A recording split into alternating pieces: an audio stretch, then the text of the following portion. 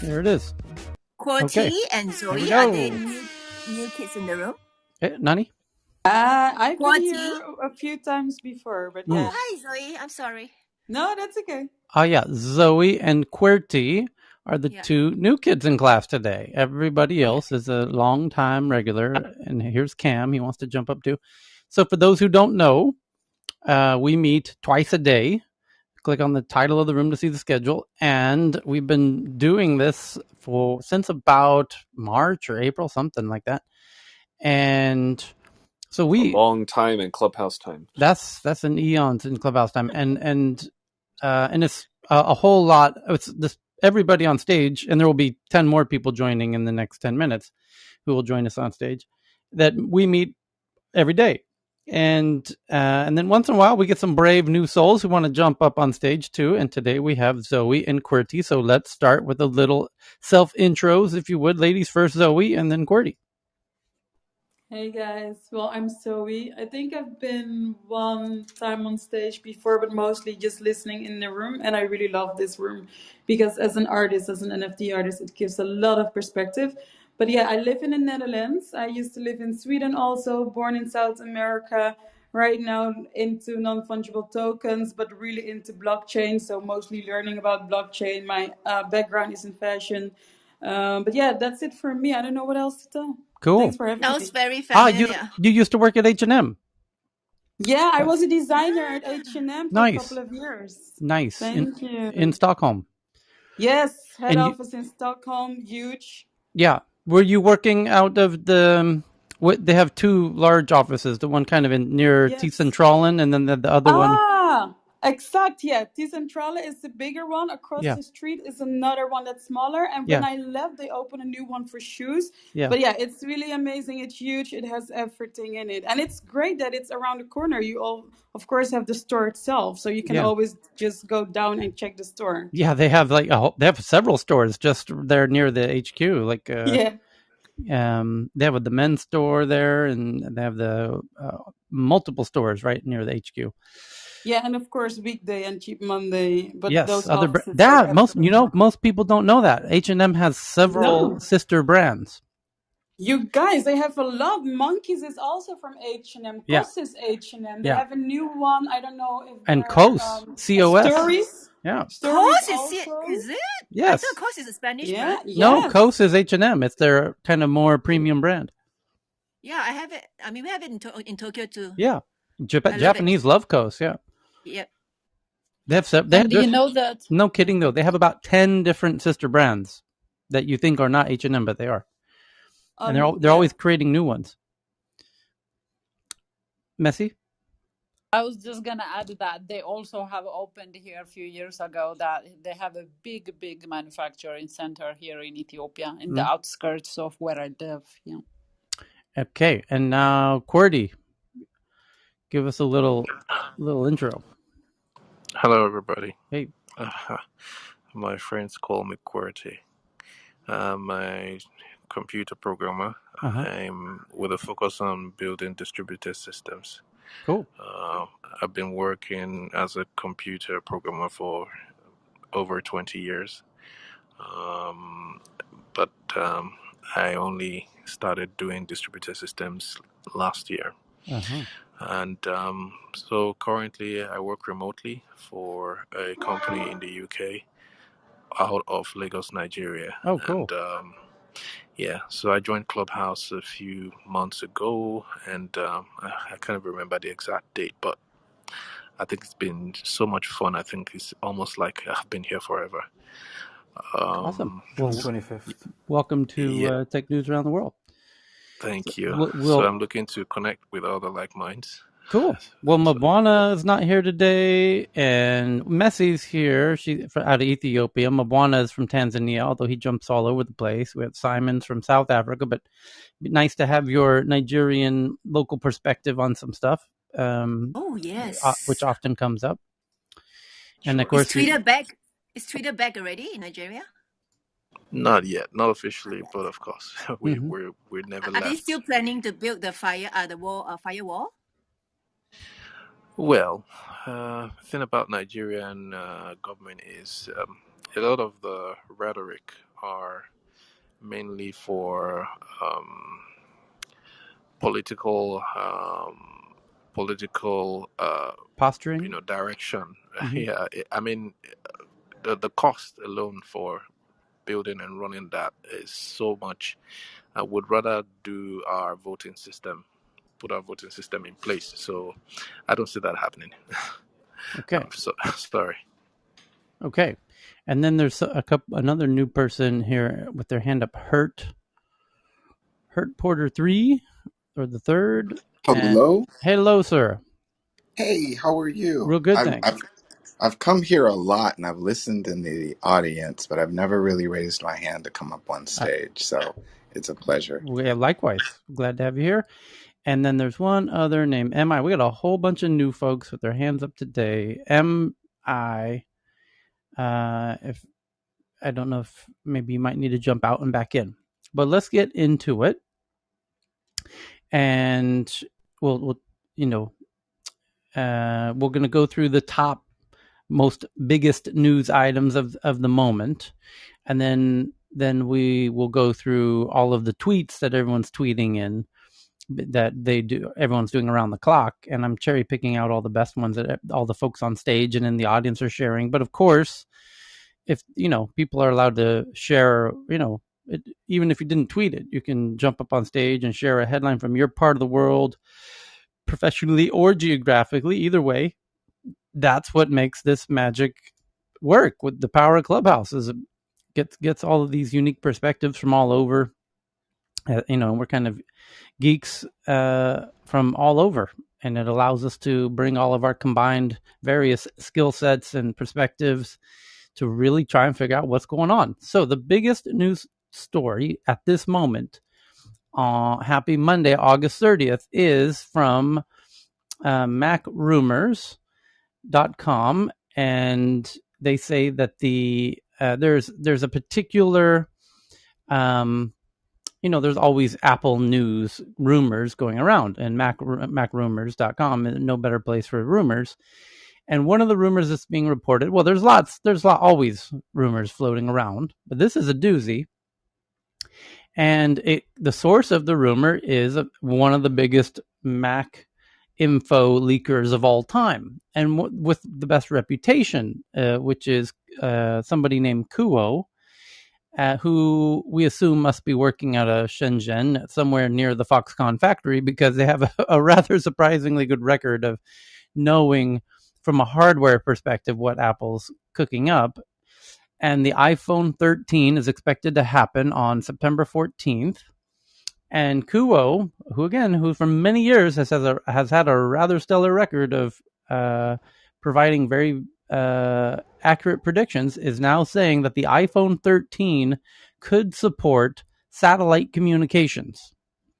Apple may work with Globalstar to enable connectivity when not in range of a cell tower, like 4G or 5G.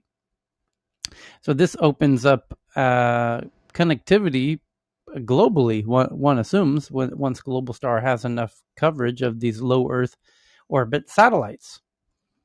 And there's a whole bunch of other folks now that have repeated this story from Kuo, like CNET, CNBC, on and on and on. Just throwing this out there, Go, it's Chris. specifically from the hardware from the radios, because essentially software-defined radios are such a big deal, and I would expect to see some of those features starting to make their way into some of the cell phones right now. One of the things is that they don't necessarily have to have them on.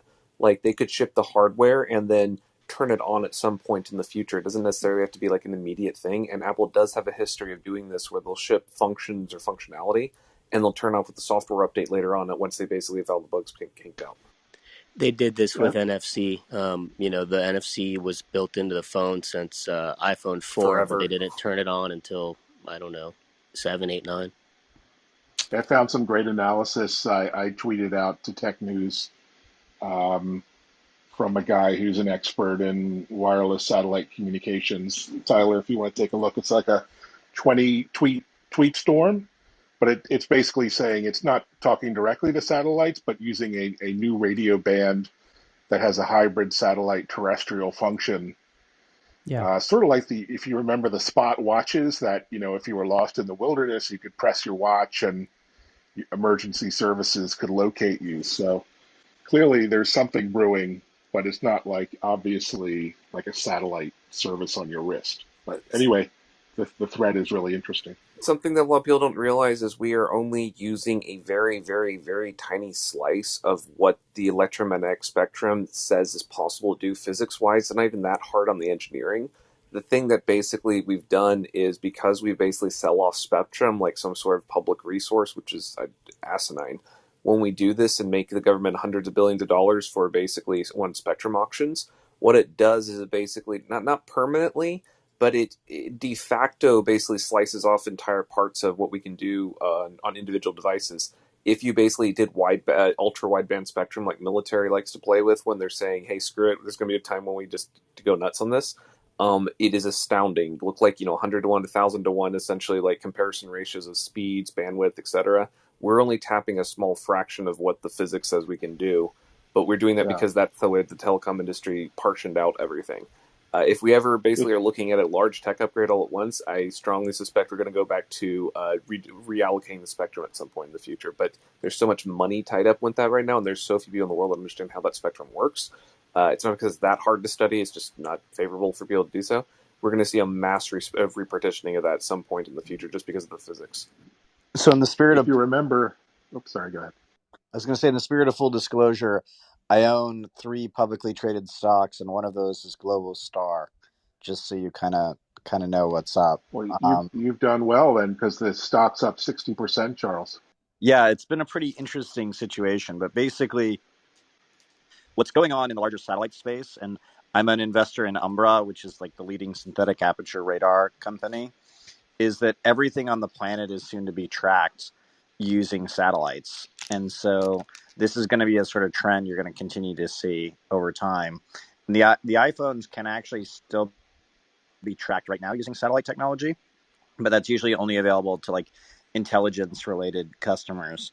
So what's interesting here is whether or not Apple will actually extend with the Global Star partnership, whether or not they'll extend it to basically the app developers. You can see people moving and coming and going, and that I think will be like a huge. I mean, that's like the next $1 trillion growth for Apple. So it's going to be a very interesting idea. Just throwing out one more prediction you're going to see in the future, and this is going to be a weird one. You probably haven't heard this one before. Backyard satellite jammers for satellite stuff. It's not been something anyone's given a frick about, but they're really not that hard to basically cause a lot of trouble for. You're going to see some DIY things of that. Oh, probably, I don't know, 10 years from now, maybe sooner. That'll be a very interesting, weird world that we're going to enter into there. No, the jammers. If you remember, I'm thinking more optical, but yeah, you can also do some weird. Yeah, fun jammers things with don't work on synthetic aperture radar tech. It requires fancier stuff. We can talk offline about it, Charles. There's a longer thing on that one. If you remember, a former visitor to Tech News, Greg Duffy, before he went into some kind of meltdown and left the platform, was hired by Apple to come up with a satellite strategy for iPhones. So that was right around the time when I met Greg, is when I bought my Global Star position. So yeah, what an interesting coincidence. Yeah, I mean, basically anyone who's been paying attention in DC on satellite tech can tell you, like with a high degree of confidence, that the satellite kind of space race that's very much ongoing, that everybody kind of hears about in VC, that's really stepping up right now. And I think what will be interesting here is like what do we do when basically every person on the planet can be tracked from space by corporations and not just government. Everyone starts getting lasers and very precise little aiming devices. It gets very fancy. For people in the room with things that want to learn more about this, there's a wonderful club here on Clubhouse called Small Steps and Giant Leaps, which has a bunch of NASA folk, SpaceX folk, just people working in private industry, public stuff. It's a lot of fun things, but lots of space people on that one. Small Steps and Giant Leaps is a wonderful club here on Clubhouse. Can I ask about line of sight? Is the satellite stuff all line of sight, or is it just blasting through the trees?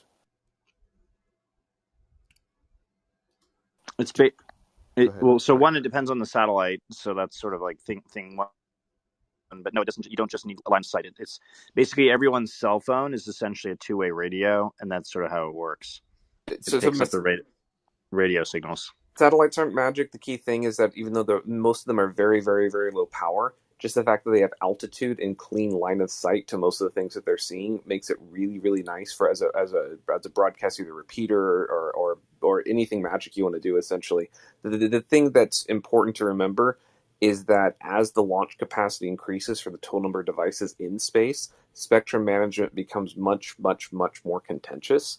So you're going to see, like, if you thought essentially, like, spectrum auctions were intense here just for USA, imagine what happens when you have entire sections of the planet that have never had more than essentially a trinket or like a very tiny amount of bandwidth. All of a sudden have multiple providers that are all fighting with each other for who gets spectrum, who gets to serve an area, who has flyover privileges. It's going to get really, really dicey really quick. Well, not dicey. Exciting if you're an investor, I guess. So the market for aluminum laced muy grandes sombreros, real big hats, is going to be a big market maybe for those who want to shield themselves. It's not going to be anything more than you currently experience. Just with your local FM radio tower will probably be transmitting orders of magnitude more total watts of power than you're going to feel from space. The key part is that our sensors have gotten really freaking good with like phased arrays and synthetic aperture. It's like basically taking a lot of really tiny crappy transmitters and receivers and then using some really fun physics and really good signal algorithms to basically in real time basically bring them back together and make it so you can steer the beams, you can interpret signals from multiple places. Actually, if you want a weird version of this, there's a technology called ShotSpotter. It doesn't work really well, but the principle is pretty cool, where you can basically have like a gunshot and detect where it happened in a city.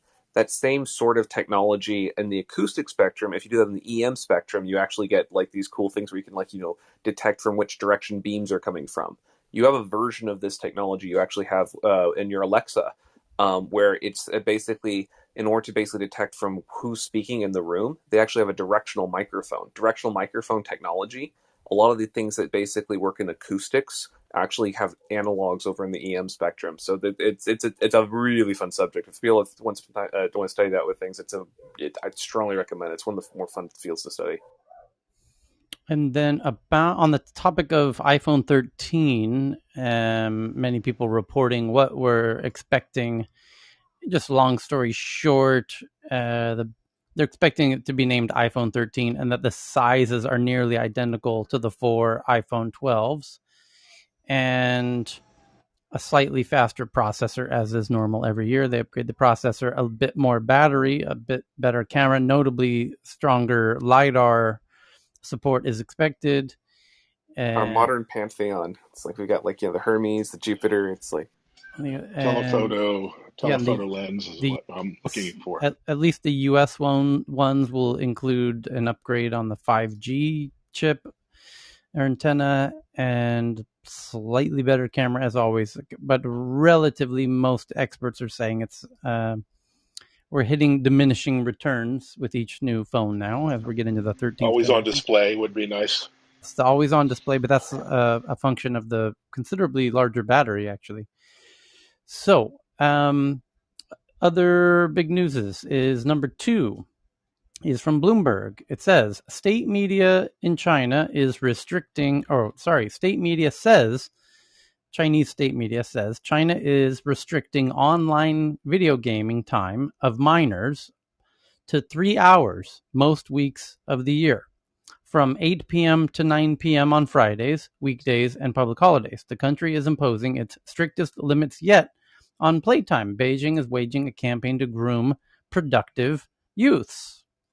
Is that 3 hours per day or per week? It says 3 hours most weeks of the year. And I just cracked open the article here, so I think it'll become more clear. It says China will forbid minors from gaming more than 3 hours most weeks, a dramatic escalation of restrictions which dealt a blow to the world's largest mobile game market as Beijing signaled it would continue a campaign to control the expansion of large tech companies. Gaming platforms from Tencent to NetEase can henceforth only offer online gaming to minors from 8 p.m. to 9 p.m. on Fridays, weekends, and public holidays. State news Oh agency. shit, that's literally 3 hours a week. Right. 1 hour a day, yeah. Holy fuck. Yeah, state news agency Xinhua reported, citing a notice by the National Press and Publication Administration, the new rules, which limit teen playing time to 3 hours most weeks of the year, is a major step up from the previous restrictions set in 2019. And they just killed their simulation market 10 years from now. Like, literally, that's where everyone comes in, is all the video game tech with things. They just killed that entire market. I've never it's like the one-child policy. I've like, never heard you say fuck, Chris. You always say frack. Yeah. Well, I used to you're with really things. And I pumped started up. the telecom industry. It gets me into profane. Interestingly, South Korea just did the opposite, where they had kind of tight restrictions for people playing video games, and now they've removed it because they felt like for kind of to the point that you make, Chris, which was they feel like it gets geeks engaged earlier and whatnot. The escalating restrictions on Tencent's biggest business are likely to spook investors that had cautiously returned to Chinese stocks in recent days, exploring bargains after a raft of regulatory probes into the areas from online commerce to data security and ride-hailing ignited a $1 trillion sell-off in past weeks. Later in the day, Beijing signaled its efforts to rein in large tech companies will continue.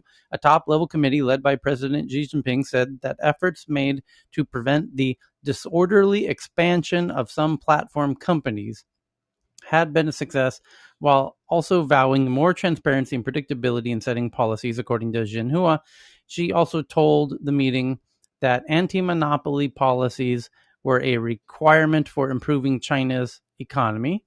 NetEase, one of the big gaming companies, slid as much as 9.3% pre-market trading in New York, while Prosus NV, Tencent's biggest shareholder, fell in Europe. 3 hours per week is too light. Such a policy will have negative impact on Tencent too, said Stephen Luang, an executive director at UOB, which is a big bank in Hong Kong. And I thought regulatory measures would take a break gradually, but it's not stopping at all. It will hurt the nascent tech rebound for sure. Tencent and other companies have said miners account for only a fraction of their business, especially after recent restrictions. The country's largest games company has said the revenue from miners yields less than 3% of its gross gaming receipts in China. Other key points in the new rules include these users without real name registrations. That's the state ID system that they have. And if they sense that you're addicted, the games themselves are connected to anti-addiction systems to prevent you from becoming addicted. I don't see how you can become addicted at only having 3 hours a week, though. Regulators will ratchet up checks over how gaming firms carry out restrictions on things like playing time and in-game purchases. Regulators will work with parents, schools, and other members of the society to combat youth gaming addiction. The new rules underscore the extent to which Beijing is intent on curbing gaming addiction among youth and pushing its future workforce towards more productive pursuits. Earlier this month, state media published forceful critiques of the industry and at one point labeled games as spiritual opium. That description was later removed, but share prices plunged out over concern for further restrictions. Tencent, which in 2018 and 19 grappled with widespread gaming industry crackdown, then focused on myopia among children, is also struggling with a plethora of tightening regulations in areas such as social media, online finance, and commerce. It has proactively reduced the number of hours that minors can play in its games, but the company was not nearly as restrictive as the government's new rules. It limited minors to just an hour during weekends and no more than 2 hours during vacations and holidays. And there's a new part into this article that says what Bloomberg Intelligence says. Tencent, NetEase, and other online gaming companies in China may experience merely a modest hit to financial performance from the tightening of time restrictions on minors spent playing games 2-3 hours a week. Players, they just reiterate the point that this can be expanded, though. Like, once you have it, it's just like, once the infrastructure is in place, you just flip a switch and then you can do it for the entire population. Wow. Yeah, and then locally, there's reports. I've not seen anyone in the West report it, but that parents are now, and investors, kind of retail investors, are betting that there will be an uptick in sports because now that kids can't play video games, like, the sporting goods stores, will likely become the new focus. Maybe old school chess. Chess. There you go. I wonder. Yeah. I think Go is the regional one. Yeah. There's Mahjong. That's all the other ones. Okay. Do you think this will ever happen in the U.S.? No, I don't think so.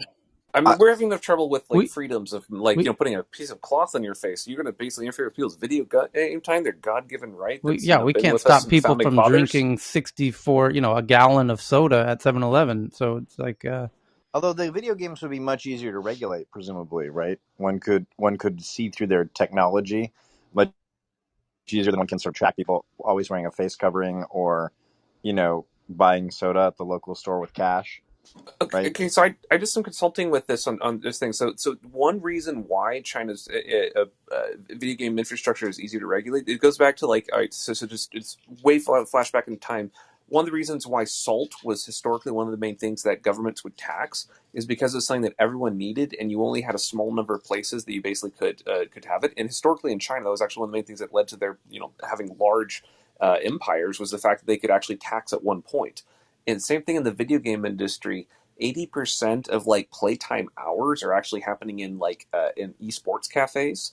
And what's interesting is that those are actually owned by essentially a company called Shunwang, which is they had the whole different thing. I was involved with something with VR for them, but anyways, a short version with Shunwang and with the esports thing is that because the number of games they have is somewhat more limited, they only have about I would say the top 30 games encompass like the vast majority of playtime hours, and I think it's under top 10. So if you only target those, and a lot of them are very heavily towards the like the RPGs, the MOBAs, things that have very heavily on the microtransactions. We've almost been trying to copy some of those models because they're very profitable. But one of the things about that though is there's a small number of providers and a small number of always-on services and a small number of physical locations. Well, it's actually a lot of locations, but it's less than we'd have in other contexts. The fact because the esports cafe is such a big part of that overall thing, it means that they can target them as places of business as a significant lever. It's a little different in USA market where we essentially have a large number of like discrete endpoint devices that everyone physically owns, and the culture is not as heavily focused on like the LAN tournament type kind of heritage. But yeah, there's different ways you can do this. But I'm just adding just a little bit of color here. They can regulate it because they actually built the infrastructure to be regulated. So this is not just an overnight thing. They were saying patterns for this like 10, 15 years ago. It's just weird that they finally flip it now. The question of what is a game is right smack in dab in Yep. the middle of that. Facebook is a game. All these apps are just on the continuum of a social game, right? So You mean we can Twitter, ban Facebook and Twitter too? I mean, David, No. be still my heart. but right, but the point is just where do they draw the line if they really if they were to look under the covers to look at the monthly active, daily active session times and start to look at what drives those session times. I mean, they're going to be opening up the Pandora box of what is interactive content. There's been this huge push to put gamification into everything. Look, we've got gamified things. Look, it's got this and this and this. If that starts a trend where countries want to copy China on their regulatory thing, then you're going to see the anti thing is like, no, anti-game mechanics put in with things. We stripped out everything fun about this. We took out They need to, everything that could possibly regulate. Is this for only under 18? Is this really for children or young teenagers, or Initially, where does it under apply? 18. Yeah.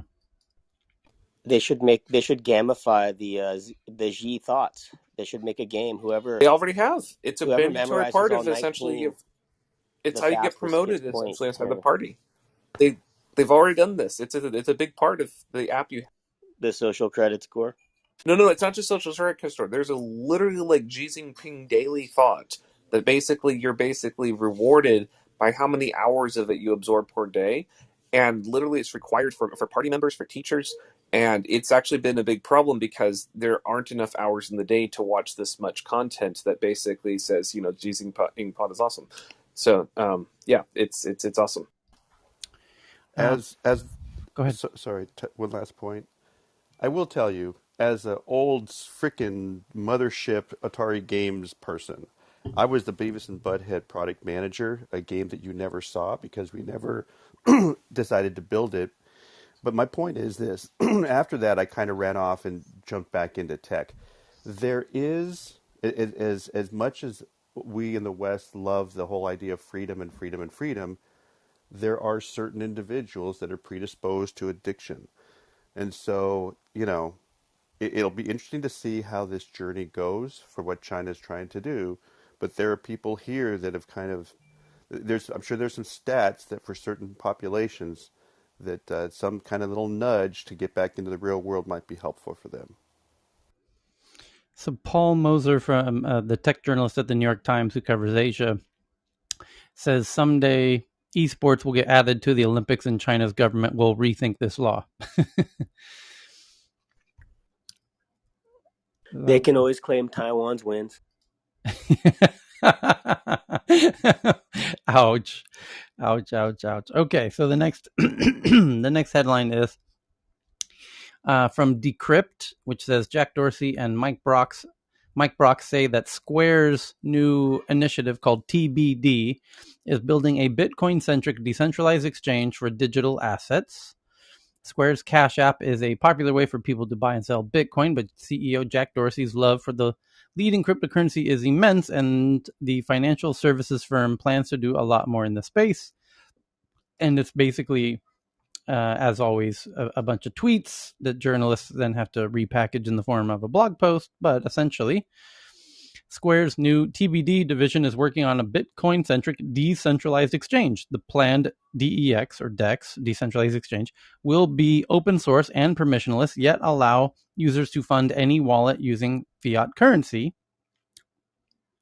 Well, any wallet that's allowed to touch this decentralized exchange. It's going to be very interesting to see how the U.S. government will deal with such a decentralized exchange. But it says Square's Cash App is popular.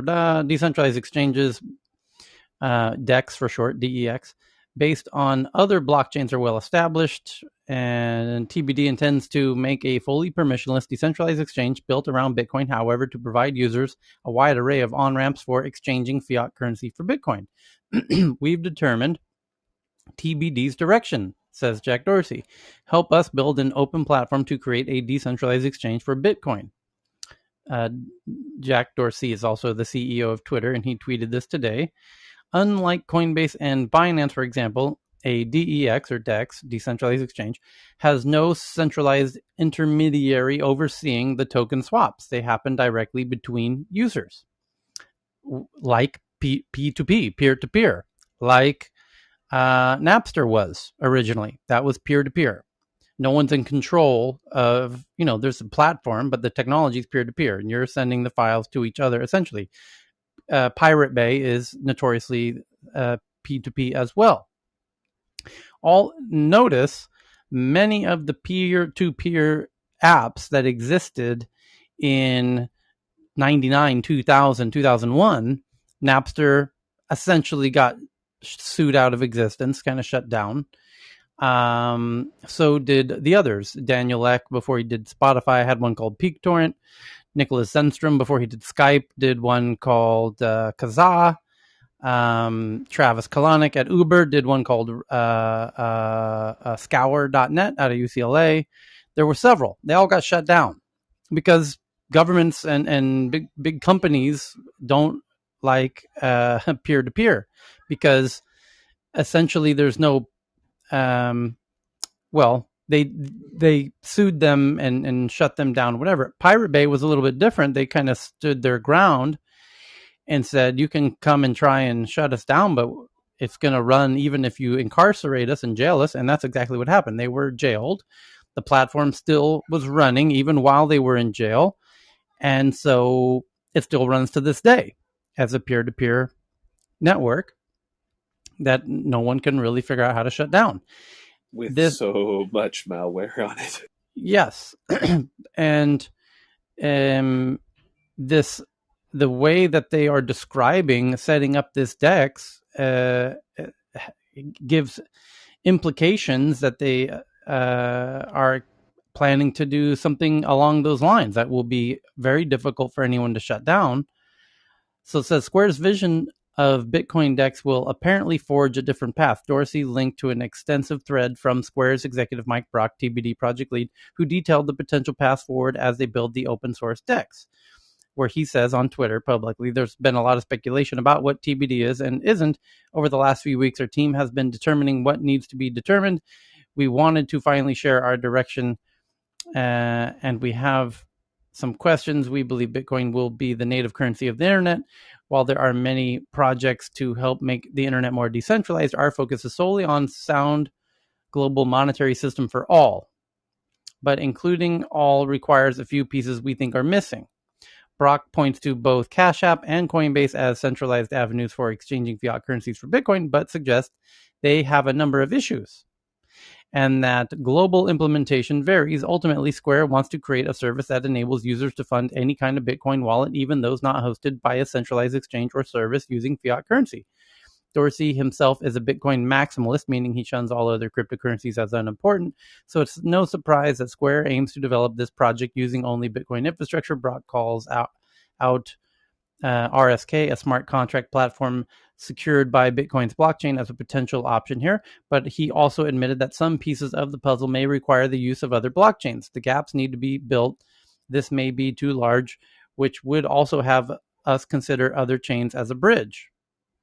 And this is where they bring in the Lightning Network and stable coins and things. So there's no official timeline yet, but this is really quite interesting and essentially helps bring forth the initial vision of Satoshi Nakamoto of a Bitcoin world where everyone can use Bitcoins and deal with Bitcoins and exchange Bitcoins. But you do need an exchange. But if Satoshi himself, the creator of Bitcoin, were to make an exchange, it would be exactly this.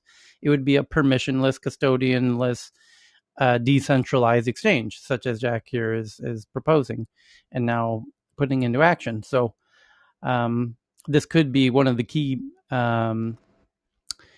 mechanisms that really enable Satoshi's vision to flourish on a kind of global scale. So to be continued, not only to be determined. Yeah, TBD, TBC. Quite an interesting initiative, but no doubt it could also mean the Bitcoin department, right? It could what? I say it can also mean the Bitcoin department, TBD. I don't understand. The initials, Tyler. Just like TNATW is taking in English we don't use in English you don't use the as a letter in an acronym. Oh, the B word is the, right? Yeah, you have TBD, but you're using the word the as in part of an acronym, which is we don't do in English. Oh, no, the Tyler, the Bitcoin. Okay, the money, no? Okay, great. Okay, so sorry, Sensei. My penai. So,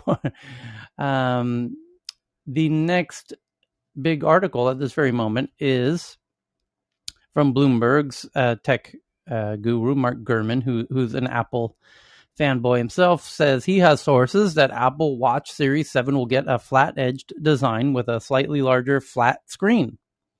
No longer a bezeled round cornered screen. It'll be very flat like your phone, the surface of your phone, with rounded corners. But it does make the screen appear bigger, and it technically will be bigger. It'll be 1 millimeter bigger in both size variations, and multiple new watch faces to take advantage of the larger size.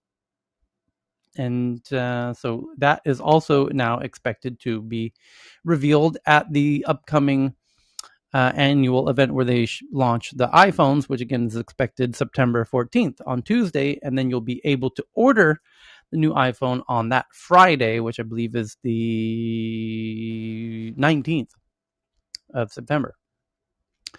So the next big article is from Bloomberg that South Korea, this is a big one. South Korea is, and do we have an update on this? South Korea is expected to be the first country to pass a law to prevent the Google and Apple app stores from mandating first-party in-app purchase payment systems, meaning their own payment systems, which is currently the only way for, they have a monopoly on the payment mechanism, the in-app payment system, when people are doing transaction in their app stores. So they are able to enforce their 30% tax on all payments inside of their app stores. And now South Korea is now voting today, as we speak, on this issue, and it's expected to pass. And if it passes, it will require the Apple and Google app stores to allow for other payment systems inside of their app ecosystems so that app developers, the app makers, can collect payments directly from their users rather than Apple forcing themselves in the middle of the transaction to enable their 30% cut. And Apple and Google must be shitting themselves over this, knowing that if it passes in Korea, it will inspire many other countries to do the same. And it comes at a time when countries, governments, I should say, are looking at ways to penalize and limit the monopolistic powers of these big tech companies. And this is a perfect example and scenario to enable this, where they do have a bit of a duopolistic power hegemony here inside of these stores. And now here's a way where we can sort of remove that hegemony-like powers that they have within their app ecosystems, controlling the payments between the developers and the users.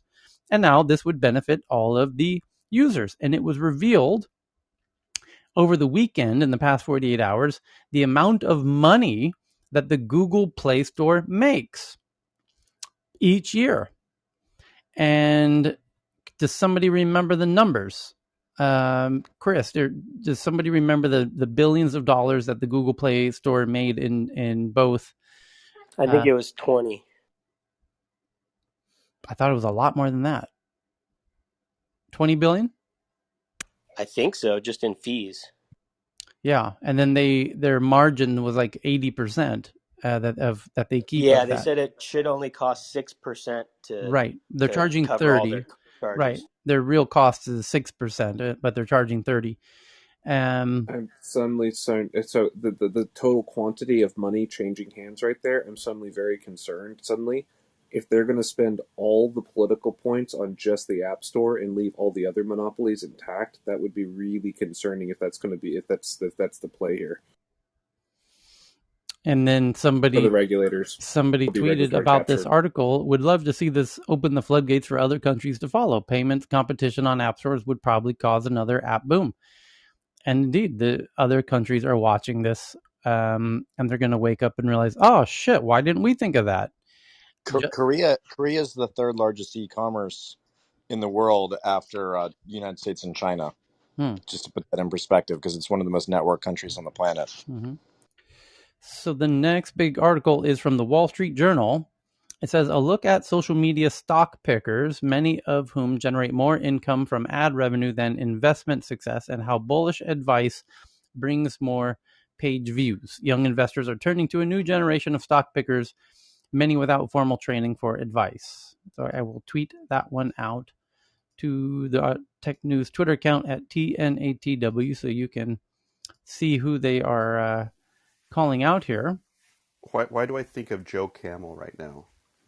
Is it just me? Let me see. A look at. I'm kind of curious who they're talking about.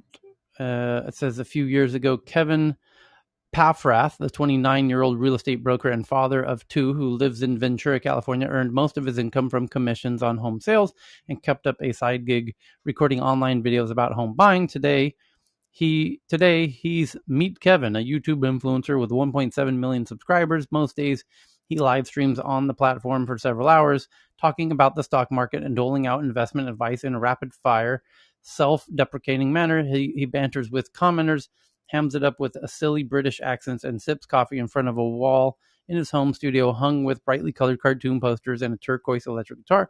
In addition to the live streams, he's made hundreds of videos on a range of investment topics. I used to spend 3 or 4 hours with one client talking to them about real estate they could buy for below market value. And if I was lucky, maybe after 90 days, that one person would turn into a $10,000 in revenue. Today, $10,000 in revenue is a bad day for me. And influencing has crowded everything else out. He says he's earned $5 million in the first 3 months of this year as page views and demand for his guidance have skyrocketed during the pandemic.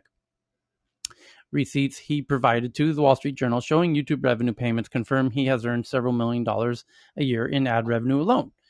He's also coincidentally the likely winner if there's a recall on Mayor Gavin Newsom of California, which is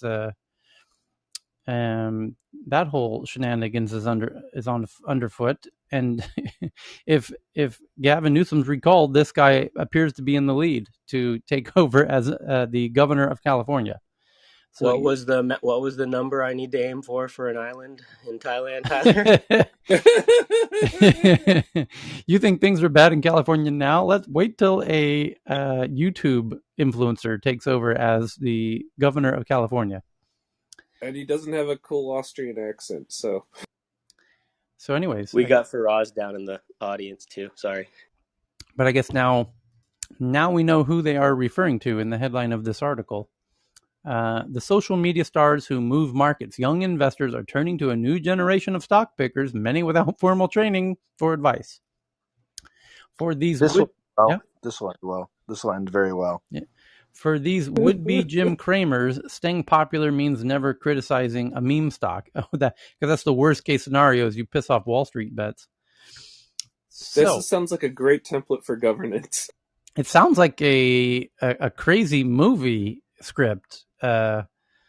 We've had crazier recently, so why not just amp up the chaos? Yeah, we've already had so.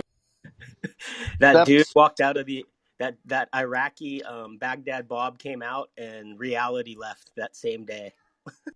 Step 1, meme stocks. Step 2, governor of California. Step 3, president of the United States. Then step 4, president of the world. ByteDance acquires VR headset maker Pico. CNBC just realized something that they got the pickup that JT and us figured out. I don't know, Wednesday of last week, and it's now. Carmack's a fan of that one. He's like, they did some really cool things, splitting up the hardware processing and everything. But yeah. ByteDance is TikTok, and TikTok just bought one of the Facebook Oculus's competitors called Pico, and this means TikTok has thrown its hat into the VR race. And I think it's kind of generous to call it a competitor, but the thing is that the tech and the hardware chains and the people behind it that know how to make that's the key part. That's one of the hardest things to build right. Because they have that now, you know how like Snap will launch like a hardware product and they say, no, we're not really launching it, but we're experimenting with it. And eventually they'll have something. Same thing here. Essentially, what they're doing is they're basically starting that chain of like, let's start iterating so that by the time they basically have their big product, it's going to be the thing that's going to be the ByteDance or the TikTok branded glasses or whatever that happens at some point in the future. It doesn't just happen overnight or a product you slap a logo on the side. It's something that takes a few cycles. It's probably going to lead to a dog and tail thing where they're going to also be publishing other types of apps, right? So it's the platform war will be starting, or it's kind of started, but it's really going to get some traction the next couple of years. So they're going to take it full on against Facebook and stuff like that. Just pop a little app store in there. Right, tying into David with things so essentially this is positioning on the chessboard for the post cell phone era with things like cell phone, like the key architect people have already moved on. It's obvious whenever you see like an iPhone release and it's like, wait, this is like just like the last one. It's like, yeah, because all the people that know how to build new architectures and like dream up entirely new types of things, they're all in the glasses, they're all over in like the wearables, they're in the like the ambient spaces type kind of stuff. So this is kind of one of those things, but the cell phones are the cash cow. So the companies that essentially have their main like dominance covered. I mean, look at TikTok's like balance sheet. They're like, how many cell phones are there on the planet? What percentage of them run our product? And they're already basically like, well on their way for like, I think they're the most downloaded ever. But it's like they see the end point of we have every cell phone on the planet. How do we grow after that? Well, we could build our own cell phones. But wait, do we actually want to build cell phones? Because it's a pretty locked down market. Wait, there's a bunch of people that say we should build our own our own stuff afterwards.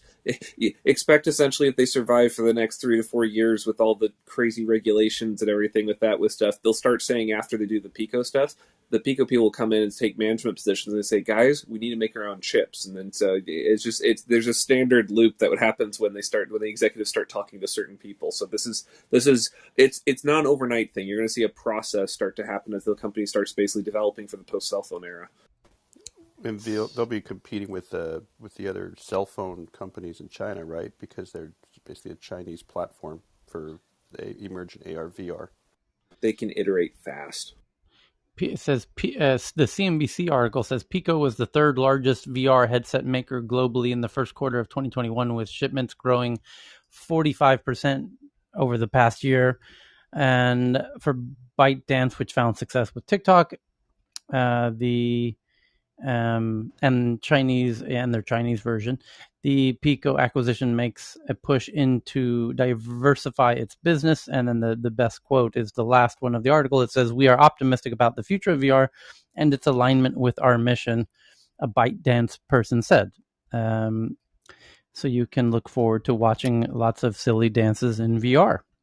Tyler, Yeah. this is obviously big news because last week we learned how TikTok was creating their AR developer platform, and now obviously they're acquiring Pico, which makes headsets. One of the biggest challenges is probably going to be the fact that Pico focuses on enterprise/business consumer wearables, so they're going to have to go into the consumer space where TikTok operates fully in. So that's probably one of the biggest challenges they have to face. But just knowing that they have like the hardware in place is probably a good start in competition with Facebook's Oculus. Something to keep in mind is the VR market is very small right now. Like the number of people that actually have working revenue models in VR is not a very large list of people. The ones that basically focused on enterprise were the ones that were smart and said we want to actually build a business rather than just have some cool tech. The thing that's interesting is that going like JT is saying, going from enterprise to consumer sector, it's not going to be about the platform. It's going to be all of the things that went into making the platform, because they're going to build their own having people that know how to basically build from the ground up, not just the hardware stack but the software, and integrate it. Many Chinese groups essentially have some of the best hardware, but the ability for them to actually take full advantage of on the software side has been a recent capability that they have not had domestically for many things. So historically, that's been one of the ways that Western firms have been able to basically excise them from different markets, and also build a long-term thing. When you start seeing essentially strategic acquisitions like this, it gives certain groups the ability to basically say, we've got the full stack and we don't have to basically touch Western tech for this. So you're going to see more and more of those sorts of things as they start to build out. Okay, so the next big headline is a company, it's from the Financial Times, about a startup called Whoop, which makes a fitness tracker and sells a subscription-based health coaching app, raises $200 million from SoftBank's Vision Fund at a valuation of $3.6 billion. Funding enables fitness tracker startup to challenge tech giants in health monitoring business. It's going to be huge business. Is anything that's tracking any sensors and devices for tracking health is a very smart play in 2021. Hey, Tyler, I'll jump in on that because Yeah. the Whoop is pretty basic. I've been wearing it for years. Mhm. It's not that it's basic, it's that it's just one of. You've got Mhm. Oura Ring, Apple Watch, Whoop, and Whoop is as big as a watch, but it's not a watch. And so that's a surprising move because a lot of people don't like it because it's a big device that doesn't do anything except that. It looks like an Apple Watch, but it's not a watch, right? So that's an interesting buy by SoftBank. But is it also a counterplay to all the digital health data grab that the Googles and Apples are doing? Are they betting that it's going to be people who just don't want to be? Yeah, Google has theirs with Fitbit, so it's. It is, but it's a niche device. The Whoop really plays to athletes, and so it's a counterplay. It's just it doesn't have as big of a data set or a population grab. So that's just interesting that they're valuing it that high. I mean, Tyler, you're familiar with Oura Ring. Aura's got a much bigger, much bigger ground database. It's not just the ones that exist right now. Like markets can pivot, tech stacks can pivot with things. Just having the ability to make a play in these spaces is actually something that's really important, because no one quite knows what magic combination of these things is going to basically unlock the entire next new market.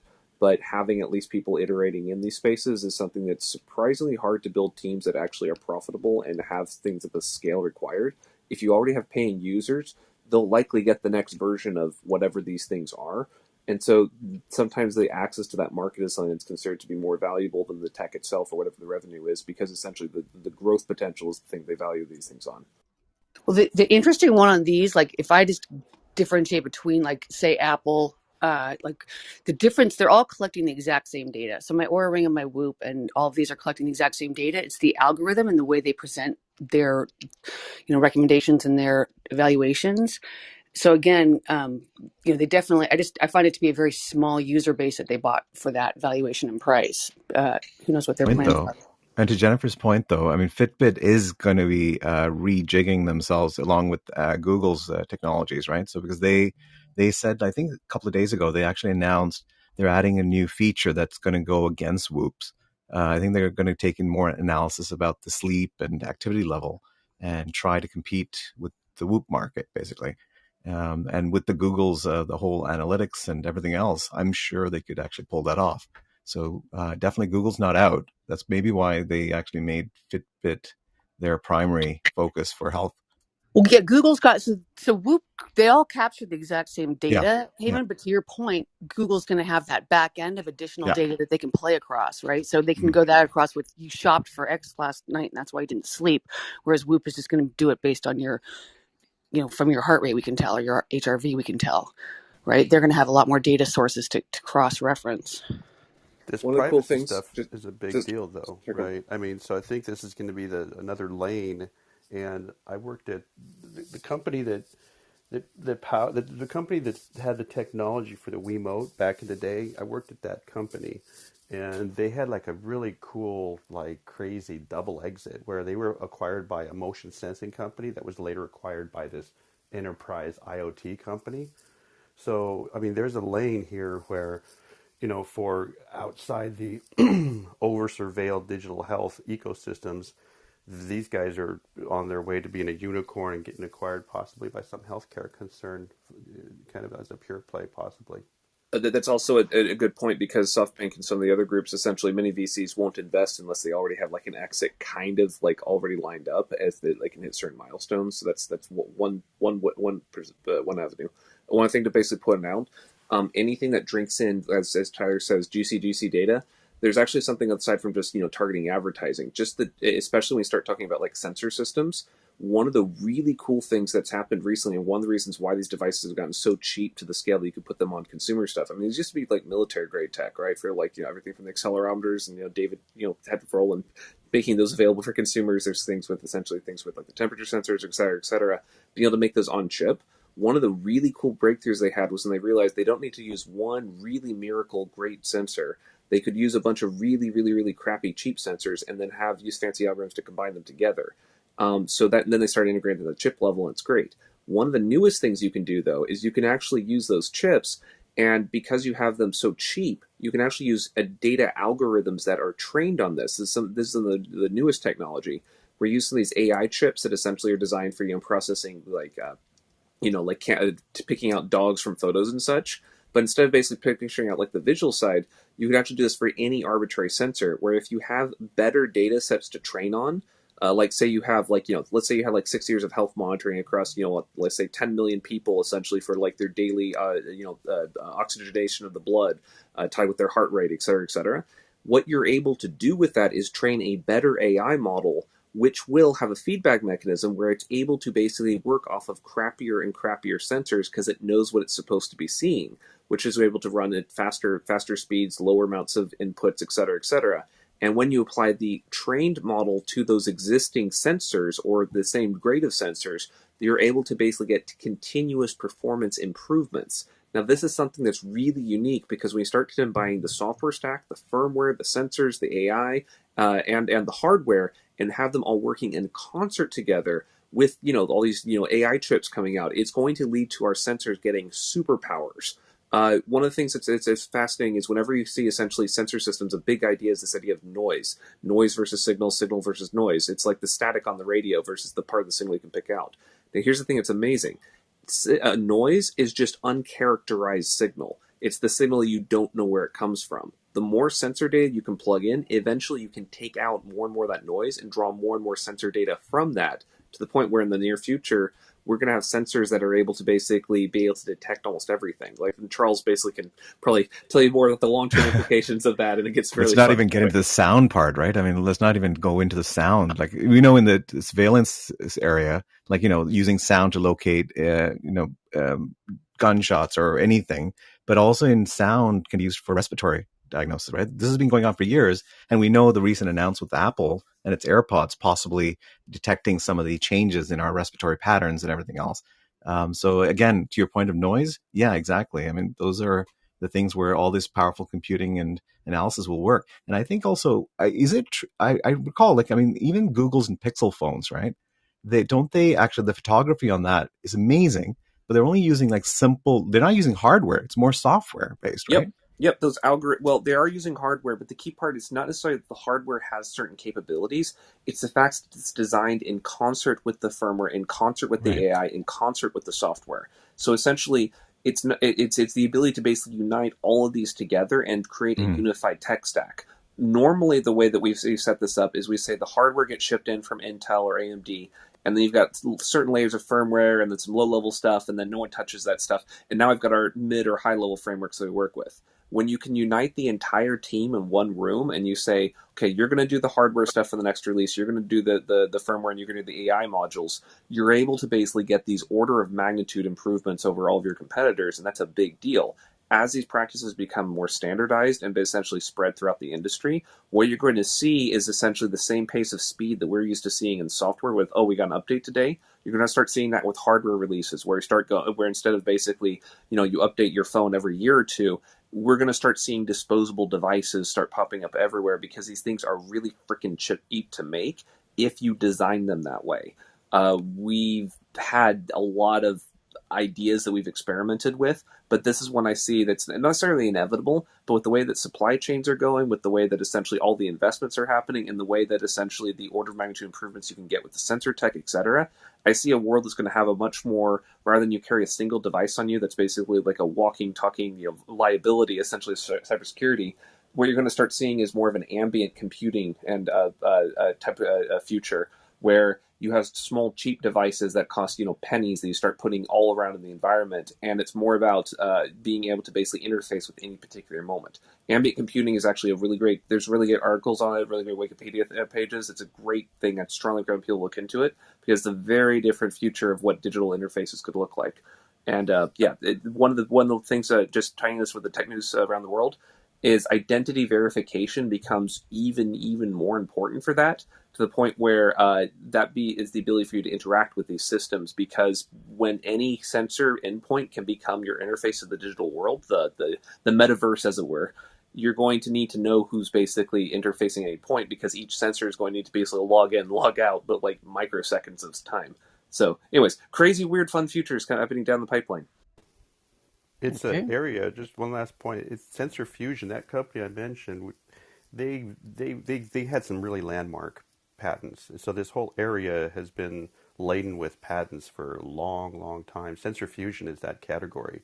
What they were doing is they put together magnetometer, accelerometer, and gyroscope all together. But so in any case, it'll be interesting to see. Well, just the new patents for those that are into the patent space. Okay. The next big one is from Bloomberg. China starts crackdown on websites and social media accounts that post financial information that maliciously badmouths the Chinese economy. And they get, I meant to open this in a new tab. It says, it's a crackdown on commercial platforms and social media accounts that post financial related information that's deemed harmful to the economy.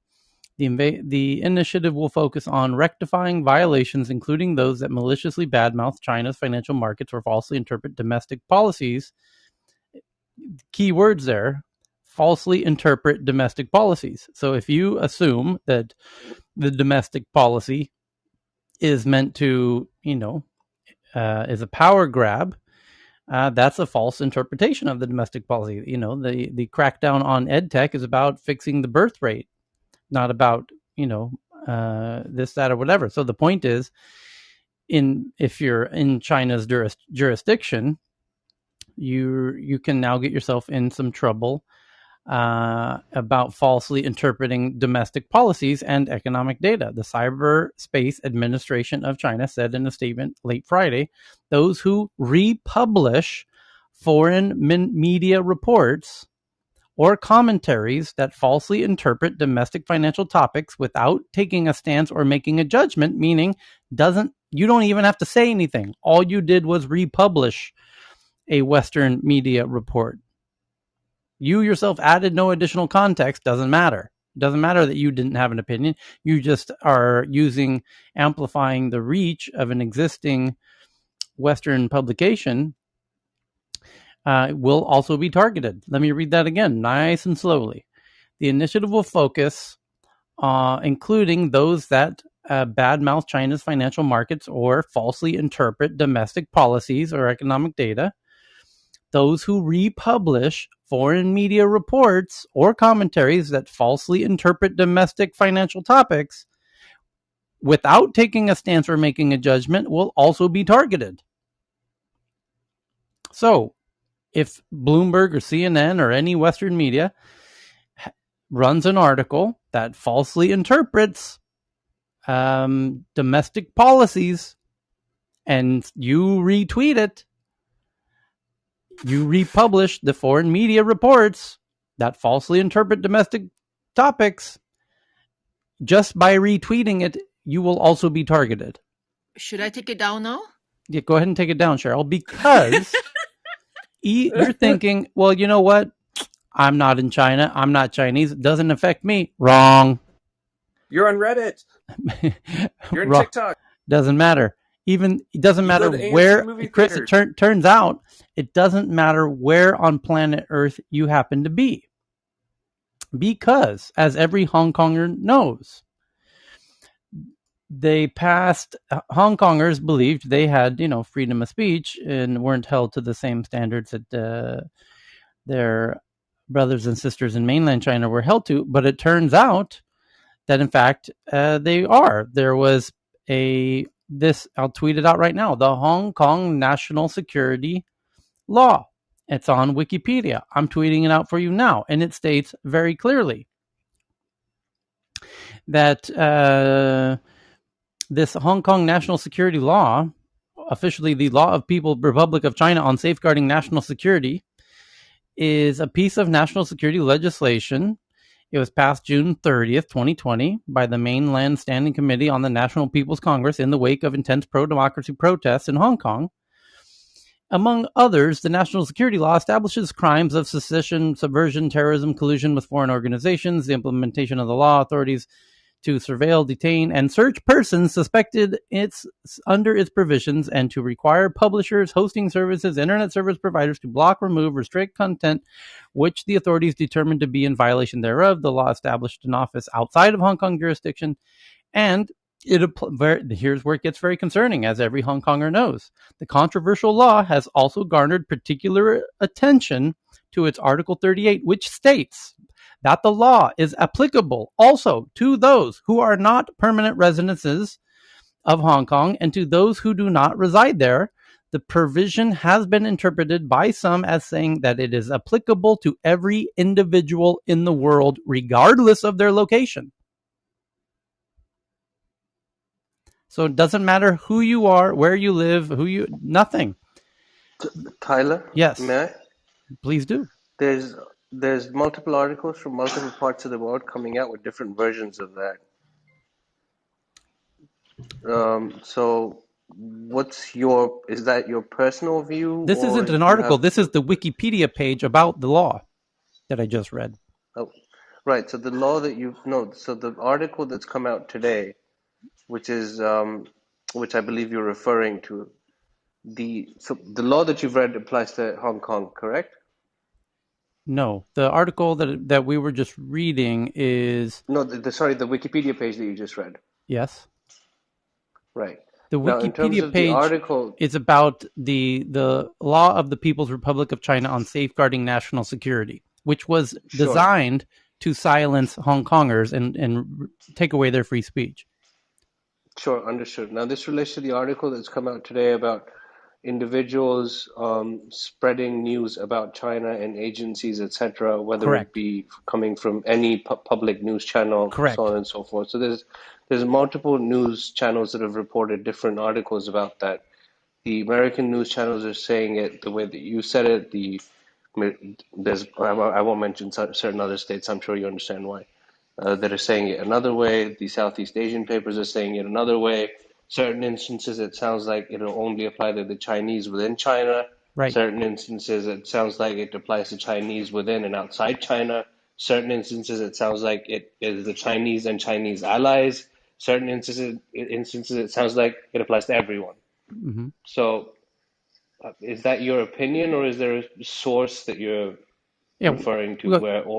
I've not stated Go ahead. any opinions. All I did was read the Bloomberg article and then the No, Wikipedia page. but before that, you said something about, when Cheryl was talking about her She her asked if she tweets, should because take it she's based down. in Japan, right? Right. But she's in Japan. Correct. And so I How would that said, apply well, to here's her? something to consider Okay, is don't take it so the seriously. I'm just Wikipedia joking. page you might, if you're wondering whether or not you should take it down, you should probably familiarize yourself with the law they passed to, silence Hong Kongers, which, by the way, could By the way, I'm not trying apply to to debate people here. outside of. I'm trying to get I'm trying to get your feeling on this as to how this might apply from a global stance, because you're obviously more educated on the Southeast Asian side. I have I'm not working in debating Hong this Kong as I concept. have. My Hong Kong friends are very quick to point out when this passed that, hey, yeah, this is terrible for us in Hong Kong, but based on the wording of it, it applies to everybody, not just Hong Kongers. So here's my feeling, and I might be wrong. I think this applies to Chinese individuals within China, individuals of not Chinese nationality within China, uh, Chinese individuals outside of China, and any individuals that have any nationality with any major ally of China in terms of the legal transcript.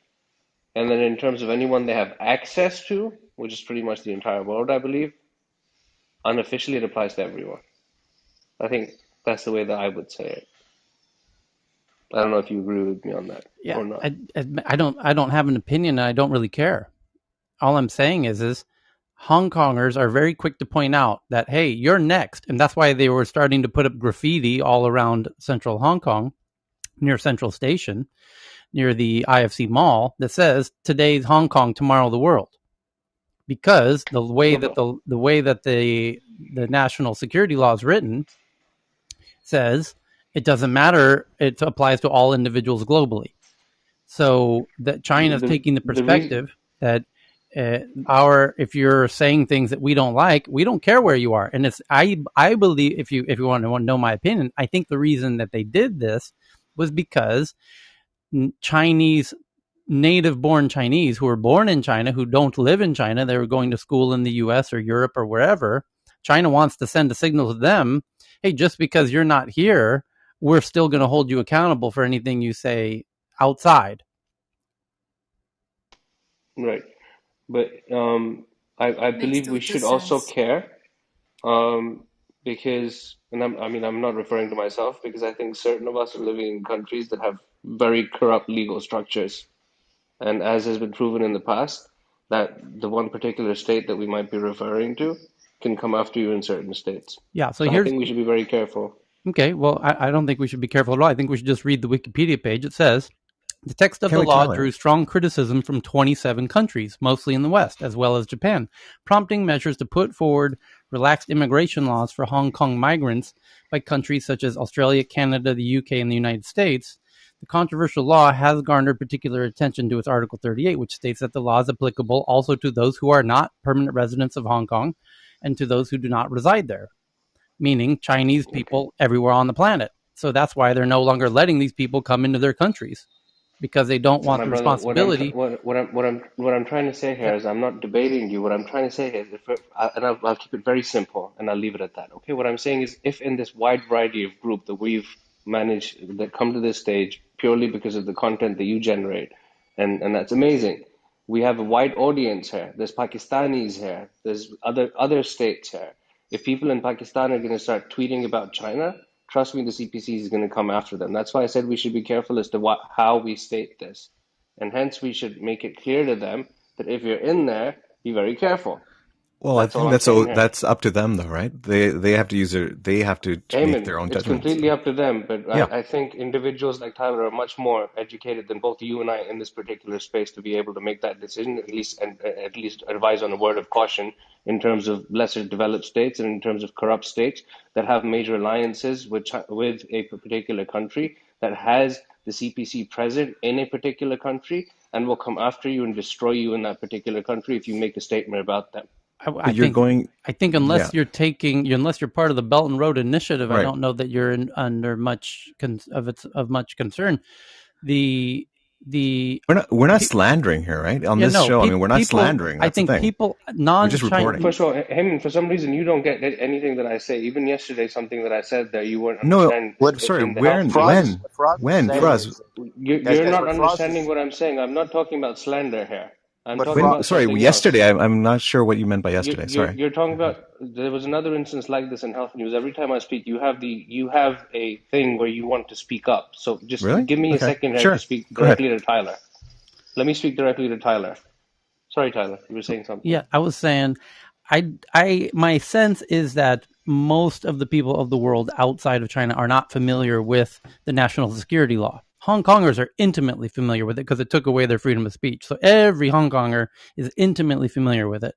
People outside of Hong Kong and outside of China, generally, I don't think people are familiar with it. Even people in Thailand aren't familiar with it. I've never met anyone in Thailand who's familiar with it, or even Japan. So as close as they are, let alone America or Canada or Mexico or whatever. So I don't think it really applies to them. I don't even think it was designed for them. I think it was designed to send a message to the Hong Kongers, of course. I mean, that's why it was initially made, because to stop the protesters.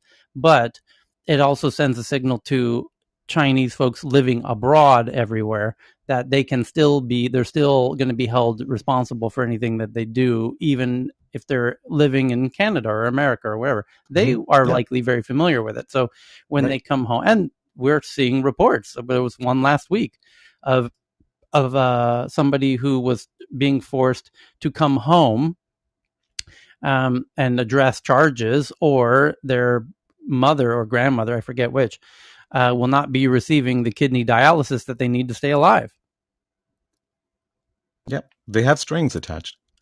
Faraz's point is really, really powerful and very clear, though. And the government over there, just like any startup here, can just surveil and big data and sniff Twitter and these social platforms and just retain it, and then they can just know who you are. So in these other countries that are not necessarily the Chinese abroad or just people in China, Faraz, you bring up a good point, just to kind of remind people to just think before you retweet and post it, just in terms of your own personal future business goals. And yeah, exactly. And I think everyone should have their own autonomy to decide. I mean, this is a key thing is here in the show. I thought the whole idea is you present stories from around the world and you have a global discussion. Sure, this channel is not heard in China, right? And anyone who lives in China or any country is smart enough to not participate. Charles, can you speak up for a second and say about how much Chinese espionage is present? No, hold on one second. Yeah, please do. Please do. The thing is, Chinese espionage present on this? We shouldn't be pussyfooting around this, right? We shouldn't be pussyfooting around the issues at hand. There are many Chinese on here. Exactly. There are many. Pussyfooting around it. They're basically walking lightly like a cat. No, that's what the term is. Hey man, you can continue to say whatever you want. Oh, hang on. Continue to say whatever see you if Roy want. As long as they know that there may be consequences if you step into China's soil. That's all. Exactly. And it's your judgment. we happen to have the luxury of having our old friend Roy in the audience. So I'm inviting him up, and we can. Roy is a very sensitive on these things, so we're not going to say anything that could potentially get him in trouble. But it would be very helpful to get his on the ground perspective on this. So Roy, if you could join us, I promise not to put you in any difficult situations here. That isn't the intention at all. But the real question I have is, first, are you familiar with the national security law? And that's just a kind of an easy yes or no question, really. And because I want to get a sense for how well known it is on the mainland, and or in Taiwan, for example, or in Macau, outside of Hong Kong, regionally. And if and back to the original article, the Bloomberg article about cracking down on malicious bad mouthing of the Chinese economy. And the one thing that does seem very clear to me, and this is a bit of a guess, but I think it's a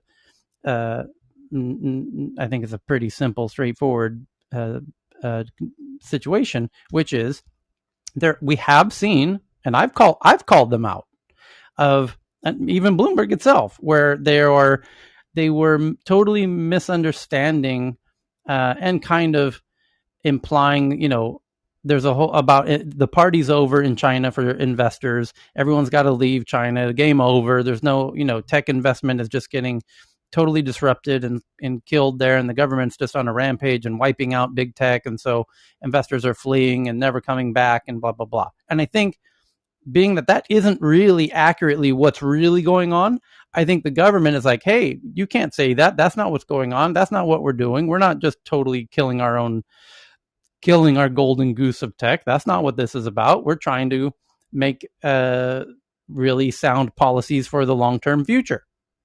So you articles shouldn't be saying these things. This isn't really what's happening. And so please don't retweet these articles who are misunderstanding what's really going on and bad-mouthing our economy.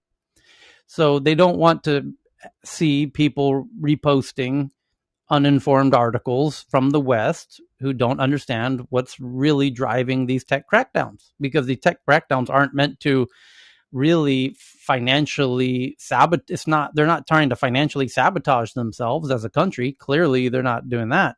They honestly think they're making difficult long-term moves that the West is very perplexed by, because it's not something that we would do.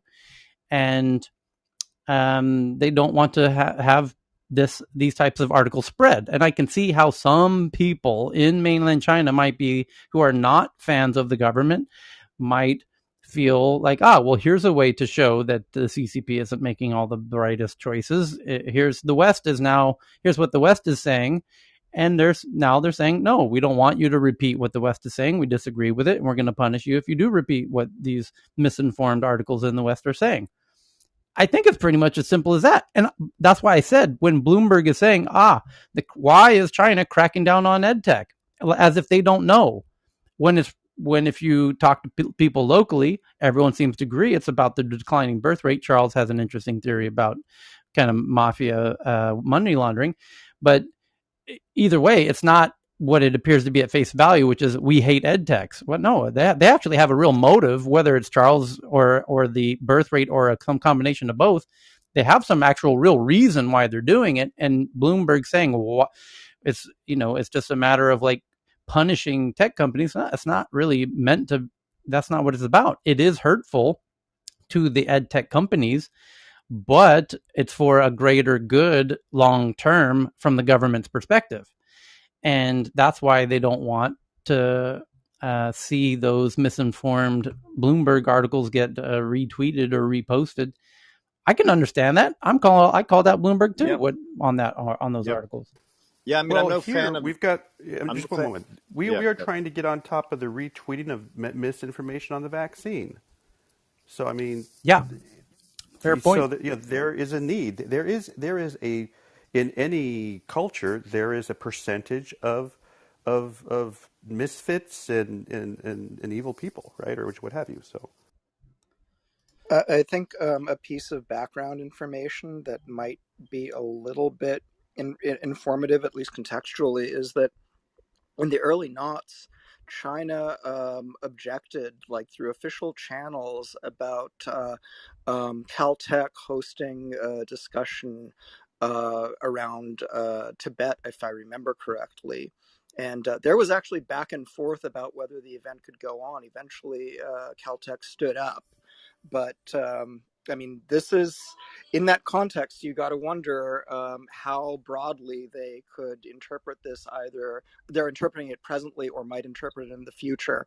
And I think Taiwan would be a very interesting case as well. Tyler, yeah. Can you please bring Ben Wong up? Sure. He's a lawyer, but his origin is from China. Yeah, raise your hand, Ben. Tyler Roy's back, by the way. Okay, hey Roy. So, is Roy on stage? No, he's still in the crowd. Okay. So it's going to get really interesting leading up to the Beijing 2022 Winter Games, because you're going to have, which is pretty soon. It's right around the corner, and it's going to get. You can see how sensitive the CCP is about people spreading what it feels like are, malicious bad mouths, as the translation here is, and you're going to get a whole bunch of people that are going to try, and there's going to be, and somebody's going to try, and if not multiple parties are going to try and do a boycott of the games. It's bound to happen. And how that unfolds is going to be very interesting to watch. Ben? Hi, Ben. Hello. I'm sorry I came late. We were talking about this Bloomberg article and I'll just read the headline real quickly. It says China starts to crack down on websites and social media accounts that post financial information that maliciously badmouths the Chinese economy. And then the article says the initiative will focus on rectifying violations, including those that maliciously badmouth China's financial markets and falsely interpret domestic policies and economic data. The Cyberspace Administration of China said in a statement late Friday, those who republish foreign media reports or commentaries that falsely interpret domestic financial topics will also be retargeted, even without taking a stance or making a judgment, meaning just by retweeting these Western foreign media reports and commentaries that falsely interpret domestic topics. So if there's a Bloomberg article that says something that China doesn't like about, China's killing its tech companies and it's not a good place to do investment, that's bad mouthing the economy. And if somebody republishes this article, they will be targeted, even if they don't take a stance or make a judgment themselves about the article. But just by reposting the article, it says those people will also be targeted. And I'm assuming, and I'm hoping you can help shed some cultural context on this, that essentially, I think it's kind of very evident that they just want to minimize the amount of the spread of publications who don't understand why they're cracking down on tech, because many of the people in the West who don't have any connection to China are not understanding the real purpose of why they crack down on ed tech, which I think you would agree is in large measure due to the birth rate and parent, and trying to remove the frictions of having larger families.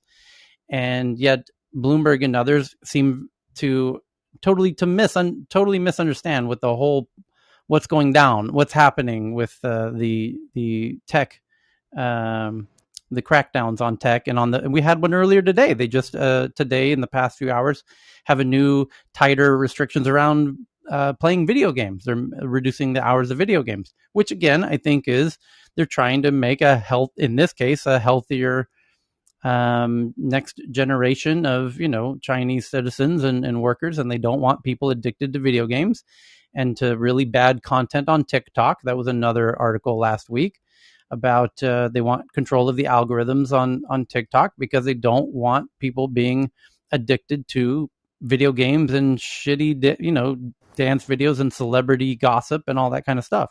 But again, the Western media seems to misunderstand the motives that the government has when they're doing these tech crackdowns. So now there's this new article that we're talking about is They don't want people spreading and reposting these articles from the West who don't understand what they're really trying to do. Well, look, Tyler, I think I did come in about 5 minutes ago. What you just said, I think you largely got it. There's really nothing that you said that I could even, disagree. I think you got it. But here's the thing, though. It is different. For example, we're talking about Twitter banning misinformation on COVID vaccine and vaccination.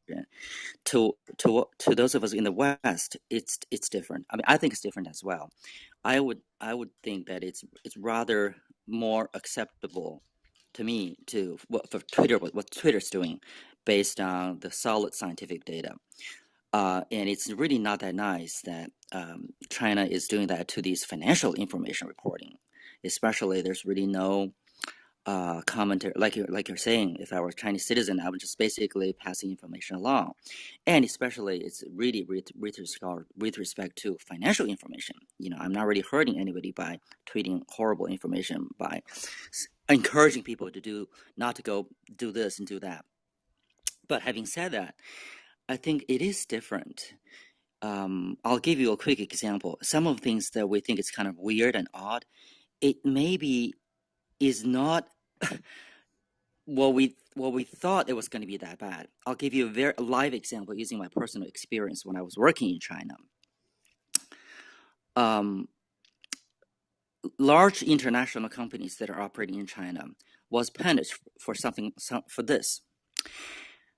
We were going to raise prices on our product. We were selling something in China, okay? Let's just say, I don't know, merchandise A, something you can get from supermarket. So we put out a notice in the supermarket saying, oh, dear friends, customers, in 2 weeks, we're going to raise this product by a price of whatever, 10%. The other company, our competitor, another international merchandise maker, did not give the prior notice. They literally just raised the price. Let's say today is $1 an item. Tomorrow you go to the supermarket, it's $2. Guess what? We were punished by the local administration. The reason being, the customers rushed into the market and cleaned the shelves of our merchandise, which is a sort of a staple like a salt, hypothetically. That would make no sense, right?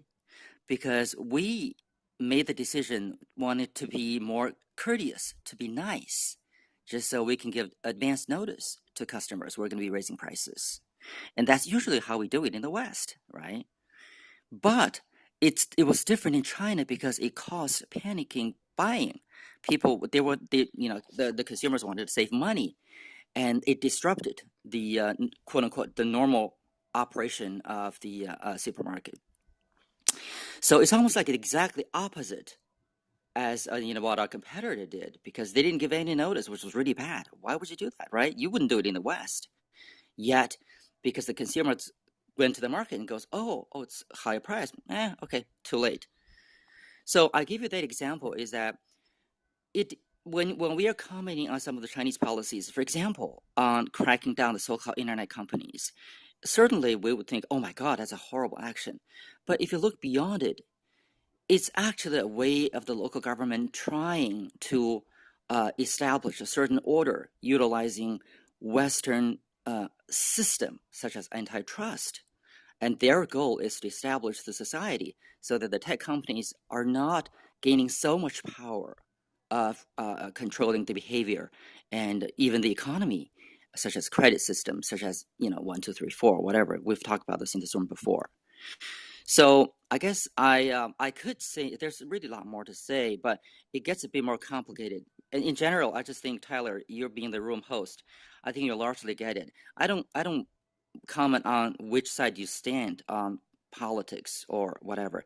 But one thing that I think it would help us, whichever way you are, politically speaking, is to, like what you're doing, Tyler, is to recognize what the truth is. Right. And without necessarily saying, I'm for this, I'm against that. Because the political wind is very obvious in the West, particularly in the US. Maybe in Europe, it's slightly different. I'll just say this by landing my plane. this is. I'm even speaking because it's well, this is not a COVID room, but I'm even speaking because of COVID. Here's the thing. There are some things that could be helpful to us, to people, their health or well-being, or even lives, if another party, another country is doing something that's right. So the question is, should we do that or not? Mm-hmm. Should we do that? Should we not do that just because, it's a horrible person that's doing that? Politically, we don't agree with them. No. So that's a much bigger question. Yeah, I mean, even Charles was like, "Hey, when are we going to start cracking down on video games?" It's like that's some people admire it. Some people think that's actually a really good thing, and I Yeah, I mean, I would say, I mean, I'm no China fan. In fact, I'm actually banned from going to China. So I'm certainly not a fan of the way they treat their people, the way they treat their neighbors, the way they treat. I mean, not a fan. Let's just put it mildly. But I do agree that the state has a role to play in protecting children from addiction, in making sure that there are no fly-by-night operators pretending to be schools. And I'm certainly sympathetic to a lot of these so-called crackdowns that are taking place right now. And I think that there is this case to be made that the state has an interest in ensuring that bad information doesn't affect the citizenry, or its subjects. So we certainly have rules around information in the U.S. when it comes to our society. And increasingly we're seeing efforts around vaccines and health policy. It's a bit muddled in the U.S. because Fauci seems to change his mind fairly often, but we're having a sort of larger conversation about the role of information in public discourse across the world. And so I think we're actually a lot more similar than we are different in a lot of ways. And so there's a lot of things that start first in China, say widespread facial recognition, that I believe that are going to happen in the West as well. And so I watch China very closely. I think they're in some sense more honest by being louder about their crackdowns than we are in the West. But I think that they're actually ahead of the curve on a lot of these issues. they make very big announcements when they do moves like this in a way that's that in itself is a bit of a unique difference where and Charles and I have both said in this room, it's kind of respectable. It's like they're very transparent about, we don't want the Western tech companies in China. And then India clearly would prefer that, that they have their own domestic ones. And it's just everyone else plays these games where they can't come out and say what they really think. China's like, hey, no, thank you, Facebook. We don't want you here. The other countries who don't want it can't bring themselves to say that, or Twitter, for example, where India clearly doesn't seem to be a fan of Twitter, yet they can't come out and say, "Hey, Twitter, we don't want you here." So it's no, it's like the Europeans often don't want American tech for protectionist reasons, and they say it's because of privacy concerns, right? Whereas the Chinese are like, this is the official position of the Chinese Communist Party and the government of China. We don't like you. You can't do business here. Yeah, you don't do business like here. In a way, it's like frankly refreshing, right? The exact word on the tip of my tongue was it's refreshing, and how kind of transparent they are in their position. So I want to go ahead and make an addition, and then I really want to hear what I'm excited to see Roy back on stage, so I want to hear what Roy's got to say too. But go ahead, Ben. Yes, really quickly, going back to the theme of this room on tech, I'll just give you an example. I think it helps us to look at some of the policies and events really in a factual, realistic way without any color, because it even helps those who are against the other side, if you will. We have to have an enemy, obviously, in the U.S. Not obviously, but China is a very easy one. And a good example is this. The Xiaomi example, where it was put on the list by the DoD. Yeah. Because it's like, it's a horrible, it's a military operation, blah, blah, blah, blah. Well, actually, Xiaomi challenged that policy. Right. And as it turned out, the reason it was put on the list was because the founder of Xiaomi was awarded a model citizen by the Ministry of Information or something. So that was a link. That was the evidence the DoD used, at least the U.S. government used, to classify Xiaomi as a company being a military, sort of a civil military fusion company. Right. So that's a really, really weak evidence. That's because the people that got an award by the ministry, there were all kinds of people. The CEOs of a wine company, the CEOs of a spicy sauce company, and all that. And there was little evidence of supporting other things, other sort of parts of it. So I think if the trend is, oh, just because I don't like you, therefore anything you do, then that's going to weaken the position that you're trying to propose, or you're trying to prove on the other side. So I really think I applaud that, the way that we're looking in this room to look at things factually, and then let Ben, you will find no bigger fan of Xiaomi than myself, and most of the people on this stage know exactly what I'm talking. As we all know that. Ben, not a day goes by that I don't rave about Xiaomi, and I'm very looking forward to their EV car. They just bought a new autonomous vehicle company for the to do the self-driving cars. They're planning their own EV.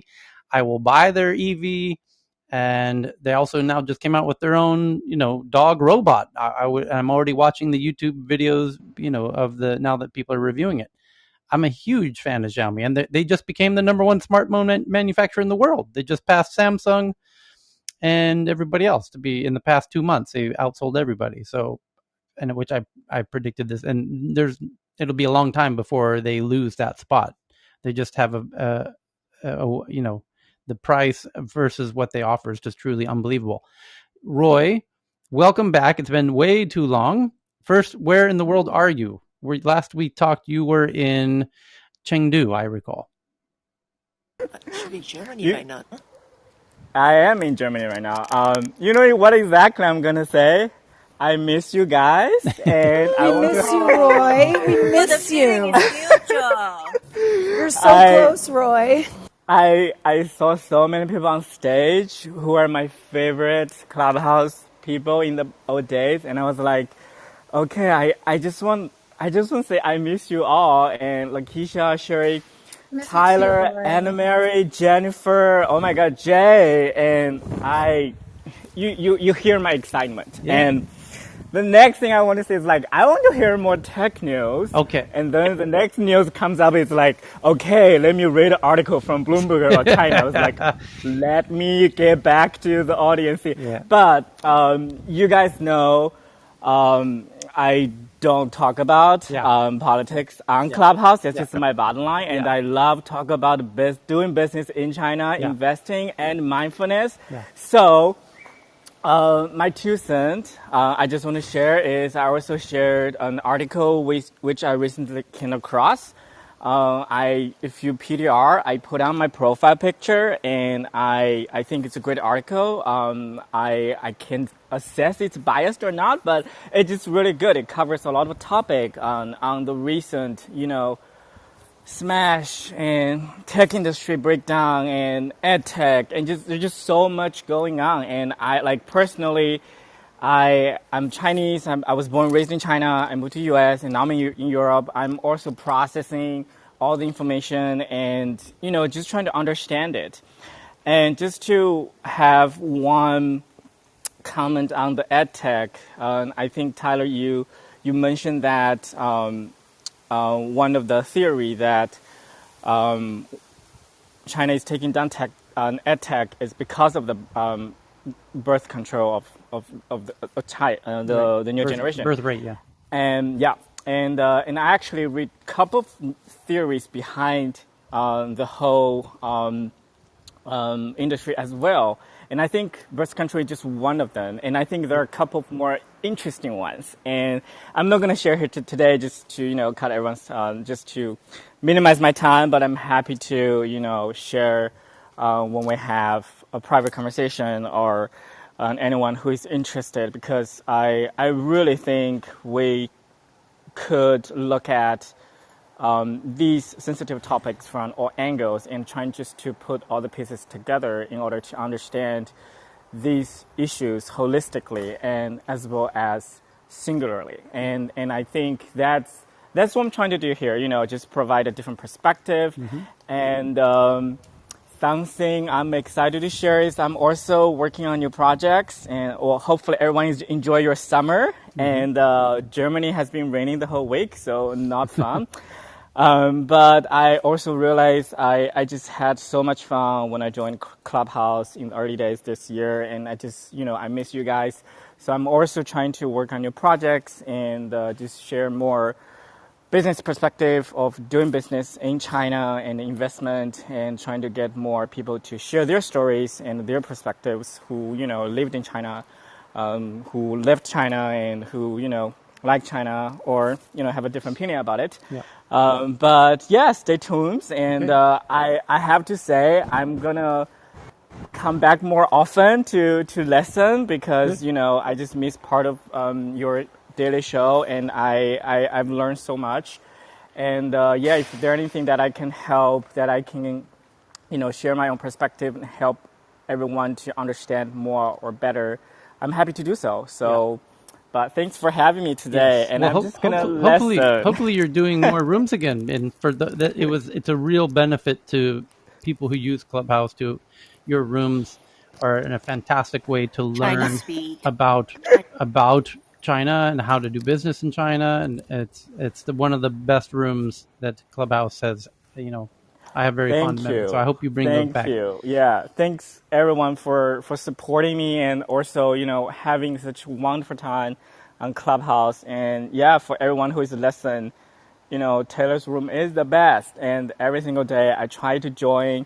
It's either too early for me or in the afternoon I have a meeting. But today I just finished a meeting. I'm going to another one. So I had some time listening, and I see so many familiar faces on the stage. I just I want to say hi to everyone. Well, glad you Roy, did. we feel the same. Yeah, we miss you, man. Oh my God. I text you, Ame, and I was Yes. We have to catch up. Yes, absolutely. All right, awesome Okay. jobs. And yeah. Okay. So there's a related headline, believe it or not, from Nikkei Japan that says South Korea to vote on fake news bill opposed by media outlets, of course. The opposition lawmakers say legislation would curtail journalists' ability to report. The South Korean president, Moon Jae-in, has described press freedom as a pillar of democracy and commended the country's media for balanced freedom and responsibility on the foundation of truth. But in a speech to journalists on August 17th, the South Korean president described press freedom as a pillar of democracy. Despite this lofty commendation, many of the country's media and public are questioning the prime minister's and the government's commitment to the principles of free media at a National Assembly plenary session expected in the coming week. The president's ruling Democratic Party is set to push through a controversial act that the opposition and advocates say would curtail the media's ability to report. The proposed change is an amendment to the Act on Press Arbitration that would drastically increase monetary penalties for journalists and media outlets found guilty of disseminating false information.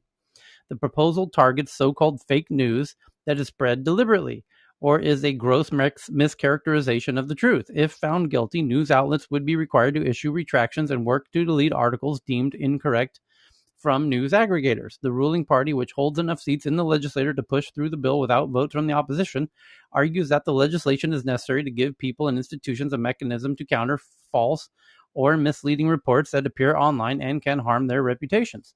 The bill's proponents have stressed that politicians and large corporations are not eligible to file claims under the terms of the bill. So it's Korea wants to crack down on fake news. And of course, journalists don't like that at all because they don't stand to benefit from this. They only would stand to lose by something like this. But interesting to see, again, how another country, this is not so different in, the China article that we read where they want to crack down on fake financial news. Okay, well, they don't need to have a vote about that. So they just do it. Korea is going to have a vote about it, and they're going to pass it because they have a majority in that. They don't have any a big opposition party. America, we all talk about fake news pretty much every day. We all know it's a huge problem, but I don't think that could ever become the idea of voting. Doing what Korea is doing seems like kind of an impossibility, doesn't it? Well, the problem is that, like, what is fake news Right. when your Exactly. government authorities contradict themselves, Exactly. right? I mean, Exactly. that's sort of the issue. Yes. Well, even when they don't, America just wouldn't bring itself to let the government be in charge of deciding what's fake news and not. Right. And one could have the view that it's all fake or it's all true or some in between status. Right. And it all depends on whose ox is getting gored, right? Correct. Well, it depends who's in power, because whoever's in power could then shape the media to their liking. You know, so you would, the only way America could ever begin to get anywhere near this is to create some kind of body that everyone, like a Supreme Court of deciding, specifically. It would never happen. First of all, I do think though that we'll start to see CDA 230 come under increasing strain when it comes to libel law. I do too. I think that seems like kind of likely, and it seems to me like there'll be a lot of chipping away at this over time. Yeah. Can I make a comment on that? Yeah, I just wanted to point out that it's, the fake news thing. Lots of countries are trying to deal with it in their own unique ways. Yeah. So I was going to say that freedom of speech as a constitutional right in the U.S. at least, it started with Congress shall make no laws restricting speech. So in the olden days, the government had the power, the means of transmitting, information, whether it's by pony mail or by, the big broadcasting of capabilities. Nowadays, going back to the theme of this room, the tech companies are becoming so much more powerful, and the means of sharing information and receiving information and posting information has been largely carried out by these big internet companies such as Facebook and Twitter. So it's a really new paradigm, I think, because of the power of the emergence of technology companies.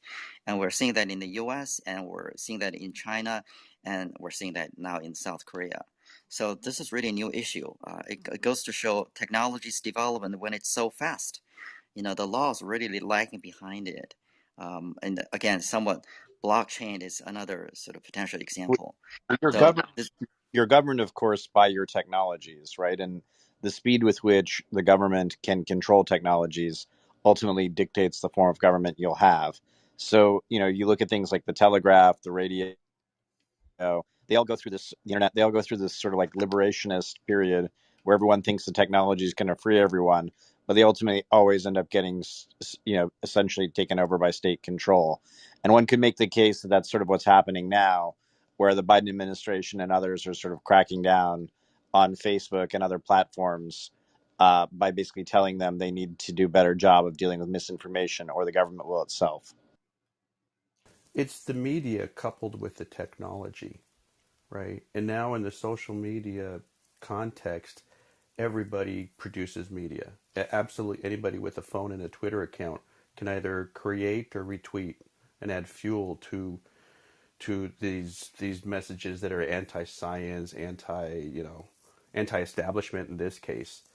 But this is something that's, it's just not the technology. It's also the regulation and some of the things that Chinese government is trying to do, because we are not all the same in the sense that from a judgment that quote unquote common sense thing and things like that. So many people have been voting against their personal economic interests, for example, here in the States, without even opening that conversation too much. But so there's a power to having a phone, but it's the media twist on it that really adds fuel to the challenges that we are facing now. Well, hey, That's yeah. just Also, the, wait. just the thing in the U.S. Just one sentence, sorry. Just to think in the U.S., a private company can ban the president of the United States from speaking on that platform. That is really something new. This is something that the government, the laws were not anticipating, prior to this particular phenomena, if you will.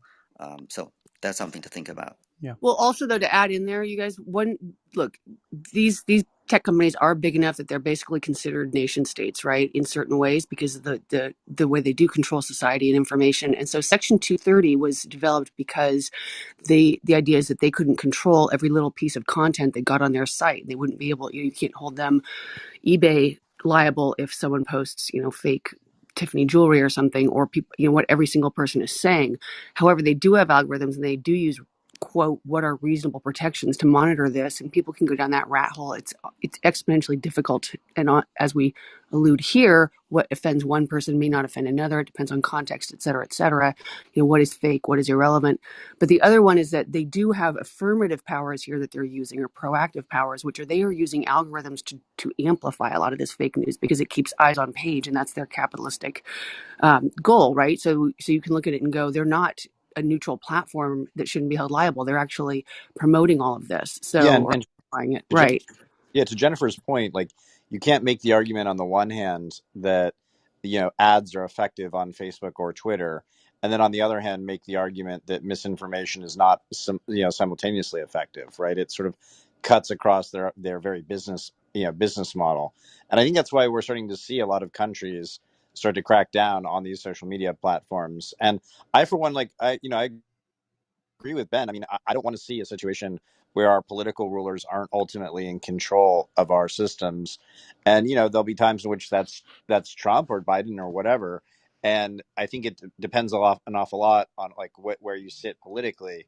But I do tend to agree that we need to do much more to restrain these tech companies, long run, if only to make sure our society is much healthier. And I would just say on the misinformation point, what do you do in situations where the government is wrong, as it has been for things like, approving drugs that end up having to be recalled, or, in the past, we've solved a lot of these problems by having a more federalist system within the United States, where the federal government ultimately doesn't have ultimate control. But I think in the world case where you have world bodies that get policies wrong, you do have a real problem of basically forcing everyone into a one size fits all approach that doesn't necessarily work. And I think that that's going to be the real interesting question here moving forward is, what do you do when the government, the science is subject to change, right? I mean, if we were in an environment in which the Catholic Church was, controlling Facebook, it would have been very anti-Galileo. And of course, we just need to be very, very careful in how we sort of take these government mandates as well.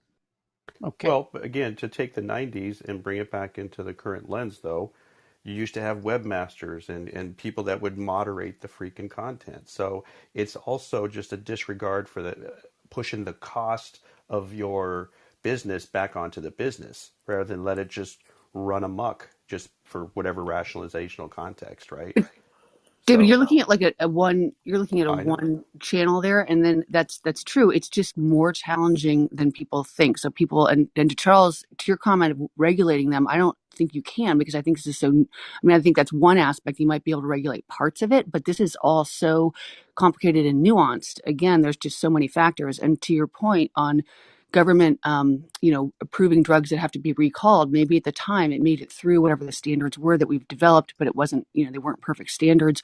There's plenty of times where there are political Just the echo. implications or administrative things that do let things through that shouldn't. But there's, science can change when we get more data or things change. I mean, I think whatever this, as well as the previous conversation, just show that everything in society and these tech companies is so multifaceted. And so Yeah, fluid, right? I mean, these Just things to, change a lot over time as scale right. increases. just to echo Jennifer and going back to Charles' point, I think to regulate content of speech, if it's a government, you have to pass the strict scrutiny by the Supreme Court. That is a very difficult thing. Now, in terms of the platform, a private company, yeah, they are private, but they are really playing a role of disseminating information to the general public. So it's really quasi. I think it's Jennifer said that's quasi government state. I still wanted to lean on the side of being lenient. I think it's okay to regulate the process of publishing information, but to regulate the content of what's being published on these media platforms, which are serving a public function, I think we need to be very careful not to overregulate on that aspect of it. And the reason I think my motivation is this: it is what it is. If the information is out there, buyers beware. The public has to digest that information, unless it violates against specific laws, such as intentionally manipulating or blah blah blah. But if it's just something that they're publishing that's not correct or not scientifically proven or something, I think we would want the reader to make their own determination, maybe providing other forms of assistance. But to regulate the content directly, it could be very tricky. It's really a slippery slope Yeah, argument here. well said. But can I just put one more pin on Final that? thought. Yeah. I want to really amplify Ben's theory there, because I don't hear this enough, and I'm really strong on this, is that the part of the multifaceted is that users need to take responsibility. I hear so many people who want to stop publishing disinformation, and you hear so much less about people need to be more skeptical and really, some of this stuff is just crazy and they choose to believe it, or they get in their little, like, and I mean this is societally, I'm not like pointing out that people are idiots or anything. I'm just saying societally people need to, and that would be another vector or target attack to address this, or another, just a way of doing it, like in schools, teaching kids how to think skeptically and be accountable, etc. The medium is the message. I mean, if you're creating an environment where there's anonymous speech that's available, and where you can't sue anyone if they say fake things about you, or the platform amplifies fake information, which has happened when things trend on Twitter or trend on Facebook. I mean, I do think the platform has a serious responsibility, and you're in an environment where you have a whole lot of people who are, not necessarily the most savvy information, curators or connoisseurs, as it were. And so I think, there will always be a race to the bottom. And I do think that the government has, should do things like make sure that there's real identity on these platforms, make sure that the ads are actually being seen by human beings, that sort of thing. I do think we have a real responsibility to make sure a lot of this information is actually true and accurate. And, I don't know what you do when you have things, though, that are first impression, like events in real time. That's a much harder sell. And that I don't know. But there's a final thought here. It's that, playing whack-a-mole with news and regulations to try and regulate, things that you don't want people digesting is quite difficult. It's far easier to just do the critical thinking bit and focus on teaching every young person of the importance of being able to detect for themselves what's real and what isn't. Because then the best you can do is regulate what's happening in your own country.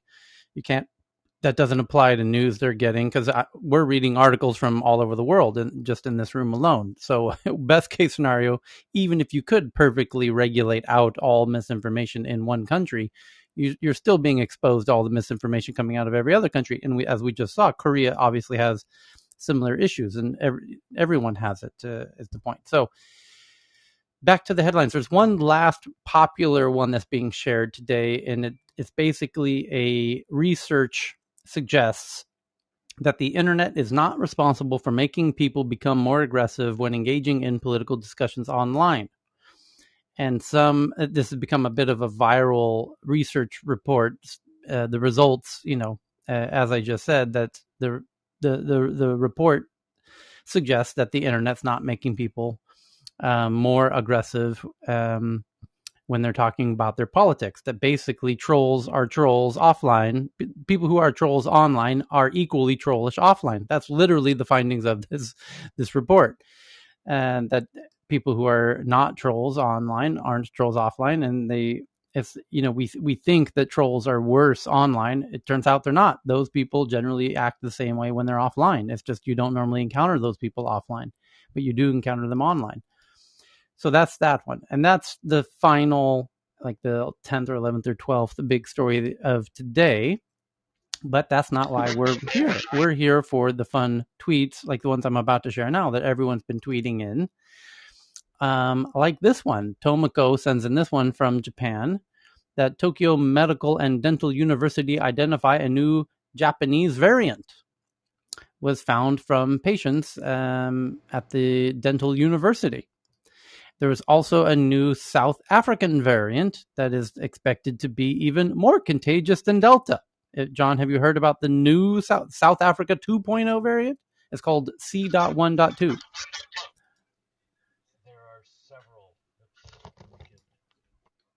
We can't hear you, John. There are several. Sorry, I was having trouble getting off speaker. There are several variants, each of which appear to be more contagious and which appear to be less susceptible to the neutralizing antibodies.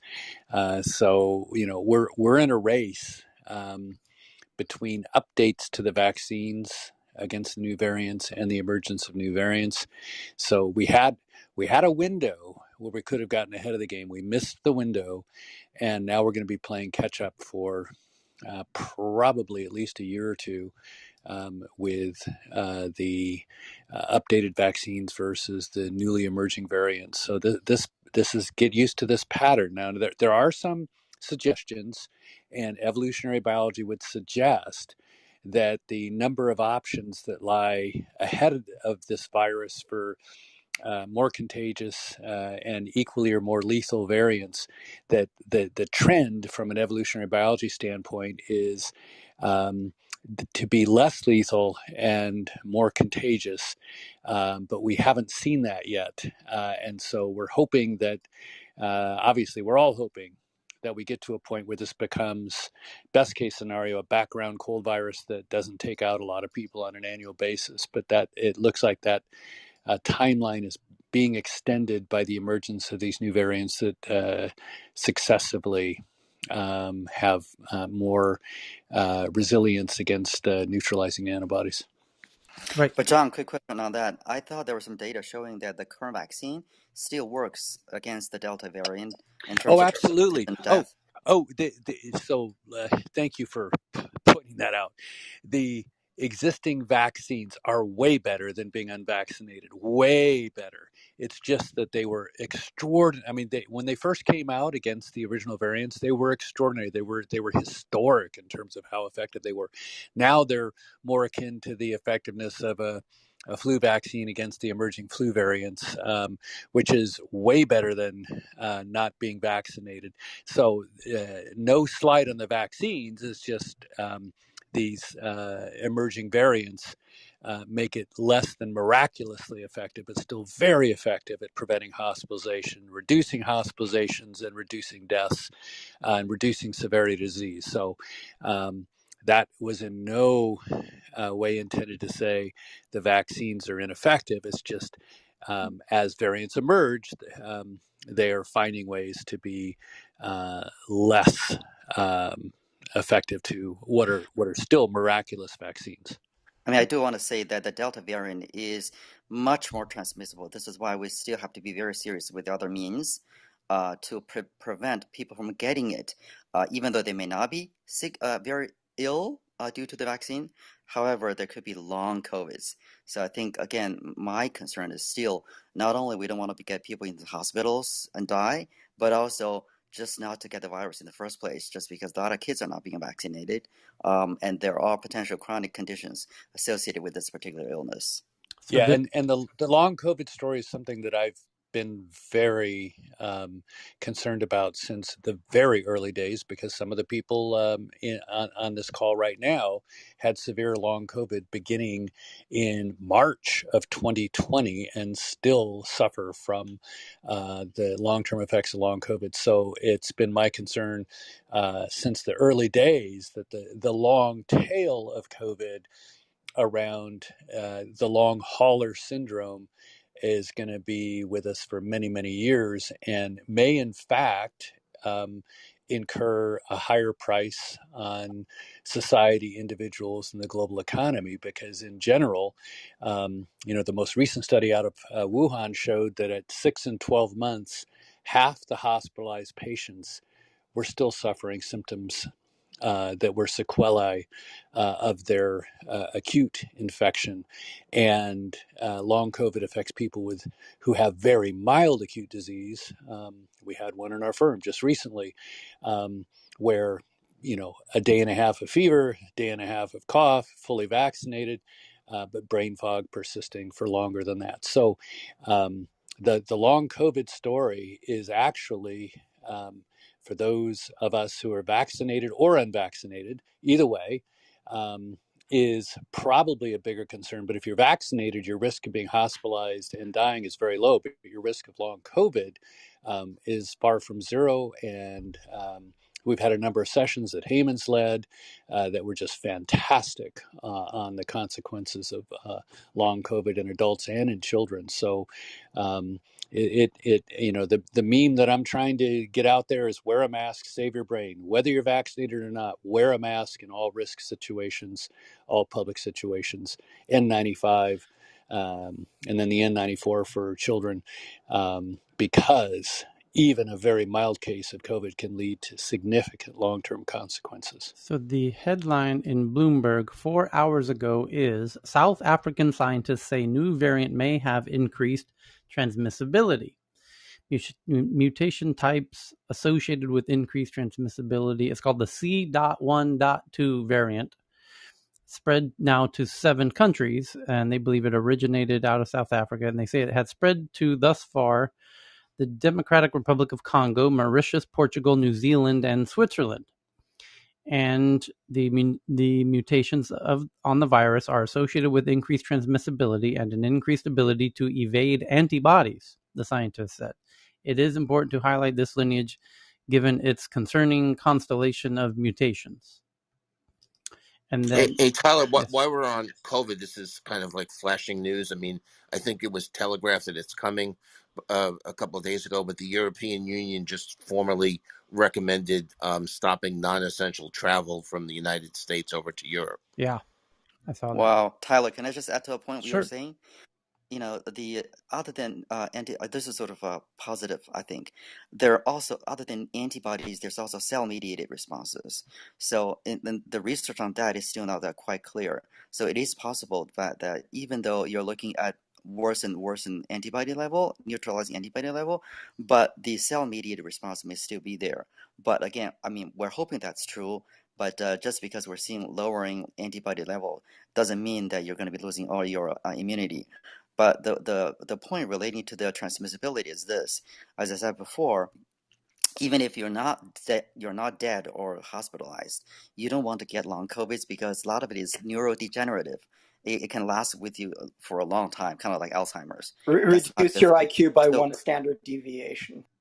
Well, or okay. half. Excuse me, half. Yeah. In well, severe cases. Sure. What I was going to say is that, but there are ways to deal with this.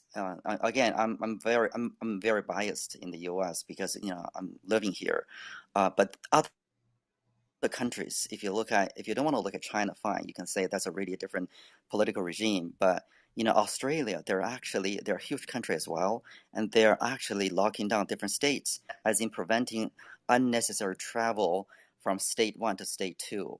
And that is actually working. The reason why we don't do the lockdown in the U.S. is because politically, legally, culturally, nobody just think it would work. You cannot you can't even ask people to wear a mask because it's an infringement on my freedom of breathing. I cannot breathe with mask. There's no oxygen. People believe in that kind of theory. So the government didn't even think that we should really lock down as what other countries have done. But that is one effective way to limit transmission greatly. I'm saying this probably preaching to the choir, but I think those of us in the room may be interested in knowing more measures to limit the transmission of the virus because of all these variants that are coming out.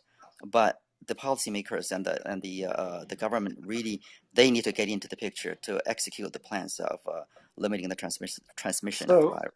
So part of the problem is that in the effort of trying to get as many people in the U.S. vaccinated as possible has relied on the message that this is the answer. All you have to do is get vaccinated and things will be okay, which is trying to control behavior with essentially misinformation, because early on that might have worked, but it wasn't rolled out fast enough and widely enough.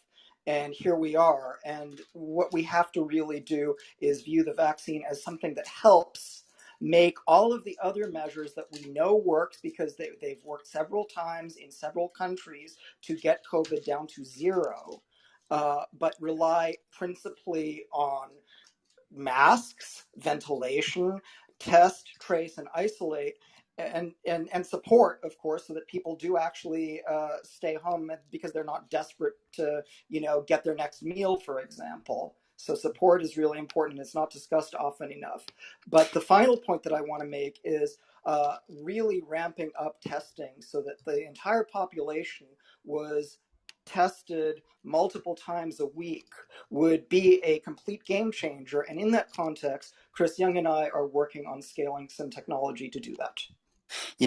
Eli, I've literally said, I'm sorry, Tyler, let me just make another comment on that. Eli, I've literally said those words, literally what you're saying, many, many times in some of the COVID rooms. My point was that it's not mutually exclusive. These measures, the things that you mentioned, are not mutually exclusive. The unfortunate thing of the public messaging is this. I'll give you 2 points. One is that we were thinking the agencies, the government was saying, oh, once we reach a certain level of vaccination, masks should be off. And in fact, there was even a message saying, oh, July 4th, it's a great day for America because we can take off the mask anymore. We can take off the mask because the vaccination is 70%. That's a very unfortunate, that's really sad messaging, public messaging. Number Yeah. two, and this is very important, it's even going on now. You know the vaccine passport, the mandatory vaccination, because of the Delta variant and potentially other variants that are coming up, like John mentioned, it is this is my belief. It is not enough just to have vaccination demonstrated, particularly in air traveling or in close quarters in public spaces when you're working with your coworkers, because as Eli said, it's really testing that shows that you're actually negative or not. And we need better testing, not just 3 days or 48 hours. It's better to have testing almost within a few hours, because that is what's most effective to demonstrate you don't have the virus with you. Again, it's a nuanced messaging. I can say it here because I don't want people to say, oh, vaccine doesn't work. No, vaccine absolutely works in the US, but it's not enough. We still need to have better measures, such as quick testing to show the negative. We gotta move on from COVID. So there's a whole bunch of. Can I ask one more question? I want to move off of COVID. Move on. Okay. Move on. Yeah. If you have a question about, we'll come back to COVID if you want to hold on to it. I cherry picked out a lot of my favorite articles. Charles, you will love this one. Study identifies 579 genetic locations linked to antisocial behavior, alcohol use, opioid addiction, and more. The study, published today in the Journal of Nature Neuroscience, is one of the largest genome-wide associated studies ever conducted. An analysis of data of 1.5 million people has identified 579 locations in the genome associated with a predisposition to different behaviors and disorders related to self-regulation, including addiction and childhood behavioral problems. With these findings, researchers have conducted a genetic risk score, a number reflecting a person's overall genetic propensity based on how many risk variants they carry. Because you might have many of them, including any of the following. Predictions. Hold on, let me read that. With these findings, researchers have constructed a genetic risk score that predicts a range of behavioral, medical, and social outcomes, including education level, obesity, opioid use disorder, suicide, HIV infections, criminal convictions, and unemployment, or many of the above. This study illustrates that genes don't code for a particular disorder or outcome. There are no genes for substance use disorder or for behavioral problems, said joint senior author, distinguished Commonwealth professor of psychology and human and molecular genetics at Virginia Commonwealth University. Instead, genes influence the way our brains are wired, which can make us more at risk for certain outcomes. In this case, we find that there are genes that broadly influence self-control or impulsivity, and that this predisposition then confers risk for a variety of life outcomes. The study's name, Multivariate Analysis of 1.5 million people, identifies genetic associations with traits related to self-regulation and addiction. And it was involved the University of Amsterdam, University of Texas at Austin, and University of California, San Diego. So maybe John might be familiar with it personally. Quick point, if it's not taking into account environmental variation, which clearly it doesn't, there's a lot that's being left out, and this could turn out to be misleading. I concur with that opinion, Eli. Yeah, that's just not correct. I mean, I don't mean to be mean about this, but when you make these kind of studies, you actually control largely for environmental, questions, and so there's been sort of this environmentalist, ideology that sort of wants it to be, 50-50 nature nurture, but the evidence is sort of stacking up. And this is just another example. You can You know, only control for the environmental variation in your so you're not including a survey that's wide What is enough. Tyler doing? no, Rumble. part of It's the reason we use He's just Instigating. being Tyler. okay. Go for it. but like part of the reason we use large sample sizes is to deal with these sort of confounding problems, and they're highly predictive. I mean, this has sort of been like that might have been a good argument like 6-7 years ago, maybe, but the GWAS evidence is sort of stacking up now, and it's getting to a point now where it's a bit like the environmentalist argument is a bit like people who deny COVID is real, or like, the global warming's happening. It's just like it's getting to a real interesting point. Now, what I want to know is at what point That's are we actually allowed too to? pejorative. Well, I mean, happy to have this sort of conversation in a larger context, but you should actually like do some real work on this before we kind of engage on it, because it's sort of like those of us who built genetics companies kind of know what we're talking about here. But I would just say, like, on this point, Tyler, the question I have is, when can we use this for dating? When can we use this for like insurance purposes? Why is it that I have to have a vaccine passport and not like a GWAS passport? I mean, these are all kind of like very interesting questions. I mean, there's certainly more predictive evidence from GWAS than, say, some of the stuff that's been bandied about in the COVID discussions. Cami, you wanted to say Charles, something? just quick point, Yes, Charles. You may not thank be you. aware, I was the Hold first on. to invent single molecule DNA sequencing by synthesis. I am not ignorant of this field. Hey, Hey, hold Tyler, on, here's hold a on, hold on, hold on, Ben, hold on, Ben. Cami, go ahead. Thank you so much, Cheryl. I really appreciate your moderation. Before I was cut off, I just wanted to explain why. I would need to read that study in depth. However, I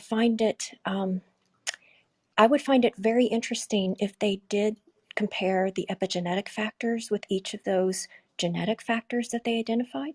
That's an incredibly complex machine learning task, highly resource intensive. And so while very, very fascinating and perhaps there's merit to it, I would say devil's in the details. And it's worth a deeper dive. And I haven't read that study yet, but I will now because it piqued my curiosity. But there's been numerous studies pointing towards um, uh, psychological, neurological, um, um, behavioral science type of indicators trying to associate that with genes. And again, you got to really, really look at the methodology of the study. And not only even if they had a high degree of accuracy, assuming they use machine learning, you also have to look at their data set in terms of did they also test for the rare cases as well. So all I'm saying is that it's worth a second look.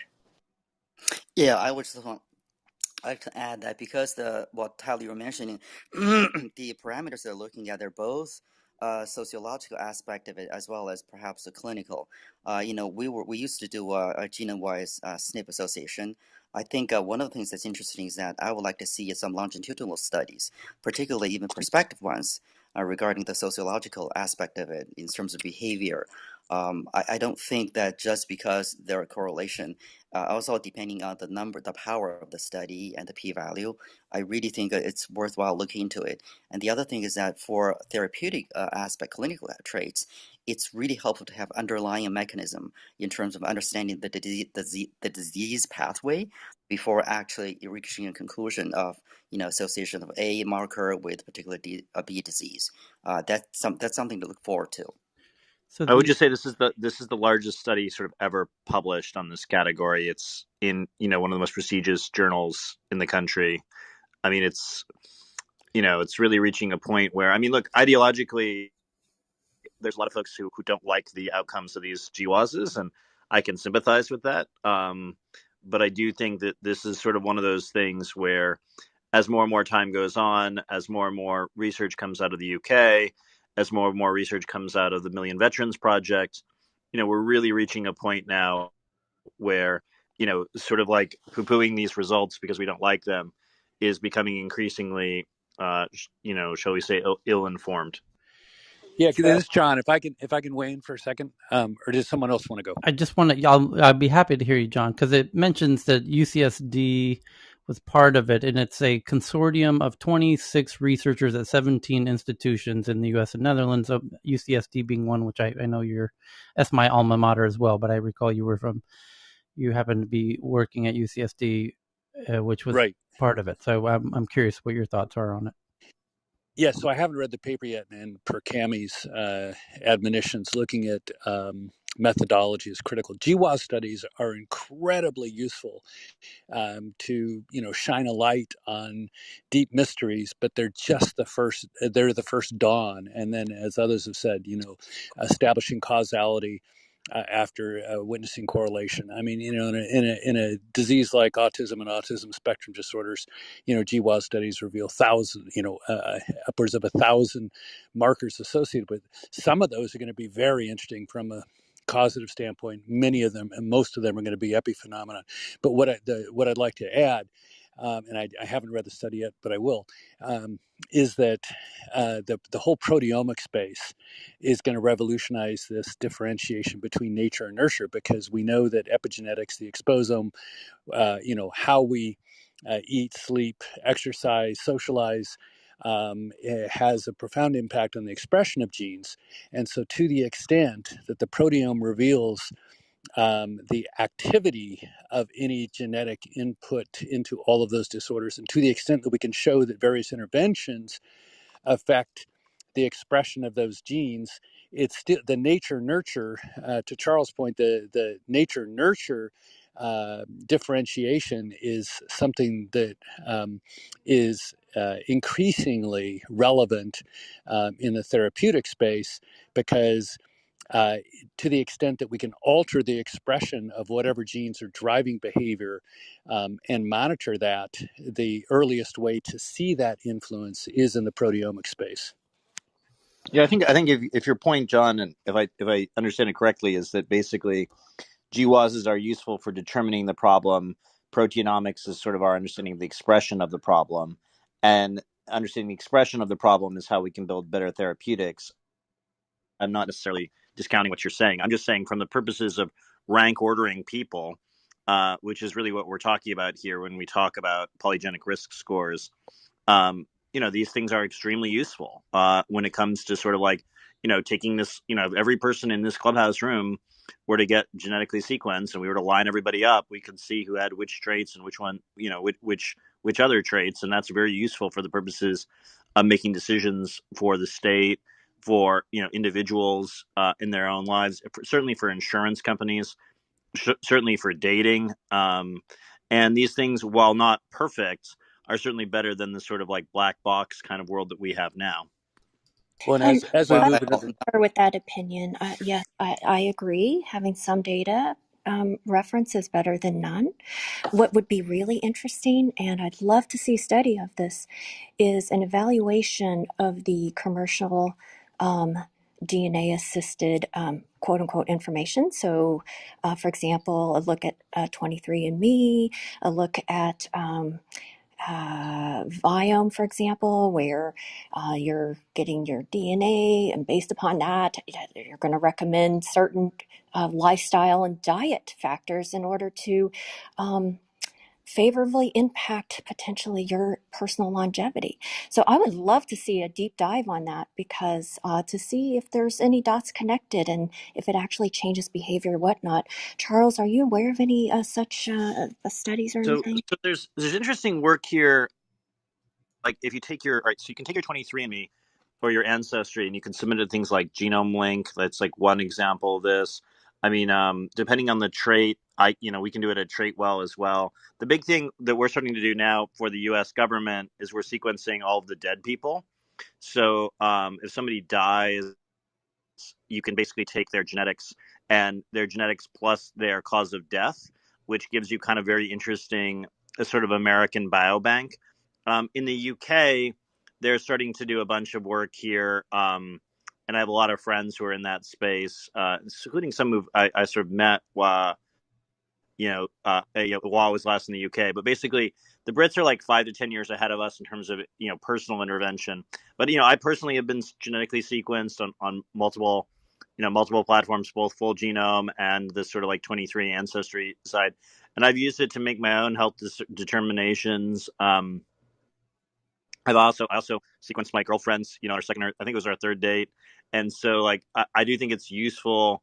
It's useful information, and it can be quite useful in kind of making your own determinations on your own life and what you're going to do with your life. I do wonder like when it will happen in employments, because there's a lot of these traits that Tyler, that we sort of mentioned, in this study, and they are traits that employers, I think, should have a right to know. But of course, there's disagreements across countries about the ethics and legality of even of that kind of topic. And I think on the social aspect, I would be very much for caution in applying these genetic information in terms of employment or personality or even dating, because it's extremely complex phenomena to associate with and to find causation and directly even correlation in that regard. I think I would need to see the science much more solid in research in terms of demonstrating a genetic profile to those other behaviors. Having said that, back to using GWAS studies to understand your drugs, that's a separate matter. I think we were doing personalized medicine, and I think it was useful to stratify clinical research from sort of a dead drug from a larger general population where you can find biomarkers such as SNPs, maybe even sequencing of the whole genome, to figure out a certain subpopulation in a failed clinical trial studies may be responding correctly or effectively to a particular drug. So I think in some specific field on the drug development, the GWAS studies could be very useful to get the drug safe, if you will. well, one thing, one thing I would That's actually go ahead, Tammy. Go ahead. Oh, thank you. I appreciate it. I want to build on Ben's point.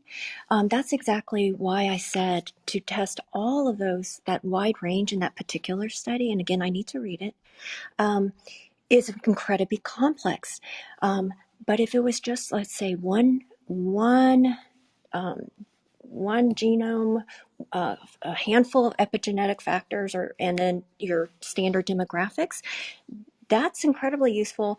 And I'm not saying the other study isn't, but it's also incredibly doable to gain some really useful, actionable knowledge. But then you increase the complexity if you're spanning across a whole wide range of genes to test out against demographics, epigenetics, and other factors. That's why I'm saying that's a really complex study.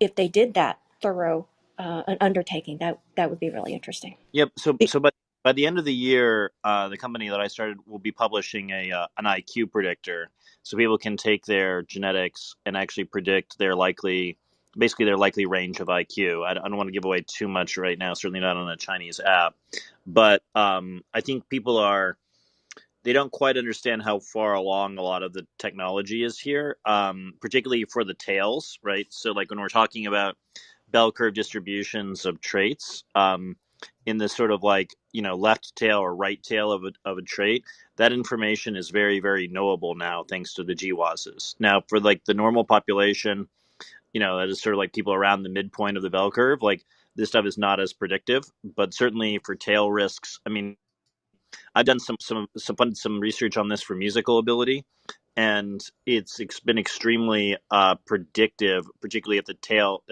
ends for people who have real musical talent. And so one could imagine, just as we use psychometric testing over the years to identify people to sort of put into the meritocracy, one could imagine using these kind of traits, these kind of GWASs to identify people as well, even from birth or even from the womb. And I think to the extent we're seeing other countries go whole hog on this, like we're seeing this with the Chinese, we're seeing this with the Israelis certainly, and increasingly even with the British. Matt Hancock, recently departed, of course, unfortunately, from NHS. or from the health secretary from Britain, was a huge proponent of sequencing every child born. And, when we talk about things like COVID testing, where everybody's COVID tested, that's quite costly, all things considered. And we can do things like actually, do a full genome sequence for roughly $100 these days now with the new Illumina sequencer. And so we can get real information about who's likely to have real COVID risk, who needs to be sort of locked down, who doesn't. And this is, I think, the only way forward on a lot of these health considerations that we have. So I have huge concerns on this though, because the first is just because you have a genetic propensity or possibility doesn't mean it's going to be expressed, especially in the womb. I mean, we're starting to get into eugenics there. The other thing is, I mean, personally, I was supposed to not actually be able to graduate from high school. Like they thought I was going to be, congenitally stupid. So, not everything genetically comes out the way that you predict. Most of the time it doesn't. The other thing is the incredible influence that we find every day that the environment has on outcomes, both poor and positive. So I think I get very concerned at things that are like these, like precognition actions that could potentially, take choices away from people that don't necessarily even have the risk associated with it. Like, what if the kid could play music really well but does not want to? Like, there's specific propensity doesn't equal desire. Propensity doesn't equal outcome. And I think it's so easy for people to get confused, particularly when risk is related to cash, right? So when you're talking about employers who want to look at whether or not there's a risk factor, then you're talking about employers making a decision that's generally speaking a financial decision, but it's based on whether or not someone could be, not whether they are. And that is going to preclude a lot of people from access to capital, which is really limited as it is. The other thing that I thought was super funny was I just came in here and Charles was saying that he sequenced his girlfriend on their second date. And I was like, oh, is that what the kids are calling it I these think it was third date. days? Alexandra, I think it's more than that. Actually, look at the definition of, for example, musical capabilities. Okay, if it's a matter of pitch appreciation, well, that could be a clinical symptom in terms of the clinical aspect, in terms of the certain biological, physiological, ear, whatever nerve setup. So I think we have to understand, even looking at these approaches, trying to associate the genetic information with the social aspects, such as the ability to be a genius, the ability to do ABCD. I don't think even scientific wise it's been proven. Just something quick. I noticed that Charles was saying, "Oh, I don't want to disclose something too much in a Chinese app," and then he goes on to say, "Oh, that China is actually years ahead of us." So I don't think you should be concerned about being. well, for now Or they're ahead. For now they're ahead of us, but they were ahead of us on facial recognition, and I closed that gap as well. I would just say, without going into too much detail here, for those who are interested in this in a serious way, I highly recommend reading A Short History of Intelligence, the Deary book. Highly recommend that, and of course Robert Plowman's book Blueprint. I also highly recommend. I mean, look, I don't particularly like that the world is sort of shaking out this way, much in the same way I feel about facial recognition, but I would say that you're very poorly served if you don't understand what a genome-wide associated study is, if you don't understand the roles of this technology. And yes, I do think people will start to use this more for pharmacogenomics, which is essentially predicting the likelihood of various drugs having an effect. But we do see with the population generally right now that different populations and subpopulations have a much higher mortality risk from COVID-19. And it does raise a lot of ethical questions about locking down the full population when certain subsets of the population are at high risk and other groups are at lower risk. And we may decide from an ethics perspective that we want everyone to share that risk, but I don't know how tenable that is long run when the restrictions get increasingly draconian. Could I just ask you, Charles, do you agree with the following? And that is, historically, before we had large access to genetic sequencing, the monozygotic versus dizygotic twin studies were the way we differentiated that. And a corollary of that is, if anybody hasn't seen the movie Three Perfect Strangers, which is this incredibly unethical experiment that was conducted, where they took triplets and deliberately separated them into three different families, and a upper socioeconomic, a mid, and a lower socioeconomic family. The three triplets with identical genomes uh, ended up with very, very, very sharply divergent life trajectories. And so, as a I'm not sort so of John. I'm not so sure that that's true. Lawrence Wright, has written about this, and people should watch the movie without spoiling it. But the three, essentially all three of them had a number of suicide attempts, and that was sort of something that was not mentioned in the film, right? And so yes, they had different outcomes insofar as they had different, sort of financial families that they were born into, but ultimately they came together, forming a restaurant. And we don't really know the full outcome of that sort of example, because I think many of them met when they were like in their early teens, early 20s kind of period. But yes, I do think the twin study stuff is very useful for people who want to educate themselves on this subject. There's another there's one about, it's called like Twinsters, which is another popular film for those who are interested. But yes, there is sort of a lot of interesting research here. Now, I should say too, the ethics of this stuff are very, very controversial, and there is sort of a tinge, a reductio ad Hitlerium argument that people make, that because the Nazis did this, it's therefore, or they sort of worked on the subject, that's therefore bad. But the Nazis worked on Reductio al Hitlerium. I'm that's awesome. yeah, so I mean, there is a sort of like, that is a sort of like common argument that people make here. But Hitler also had a dog, and I like dogs, and it doesn't make me a Hitler if I like dogs, right? So there's sort of this danger that people have. Now, I will say there's a company called Genomic Prediction, and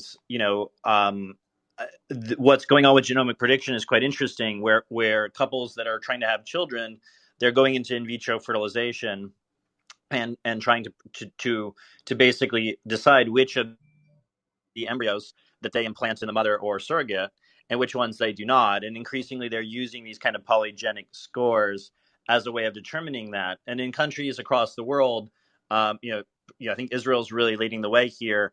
They are increasingly, to try to drive up their own birth rate, they're increasingly funding in vitro fertilization for some subset of the population. And so this is an issue that where people are making decisions based upon the genetics of their future offspring. Now, oftentimes it's used to sort of get rid of sort of bad things. And of course, there are lots of pregnancies that aren't brought to fruition for things like Down syndrome, across the Western world. But increasingly, people are using this, to make their own determinations about their families and the characteristics they want their families to have. And I think Metzel's book is really good. METZL, I think is how you say it. Who also worked with genomic prediction, and Steve Shu, HSU, has done some good work here. But I would just say,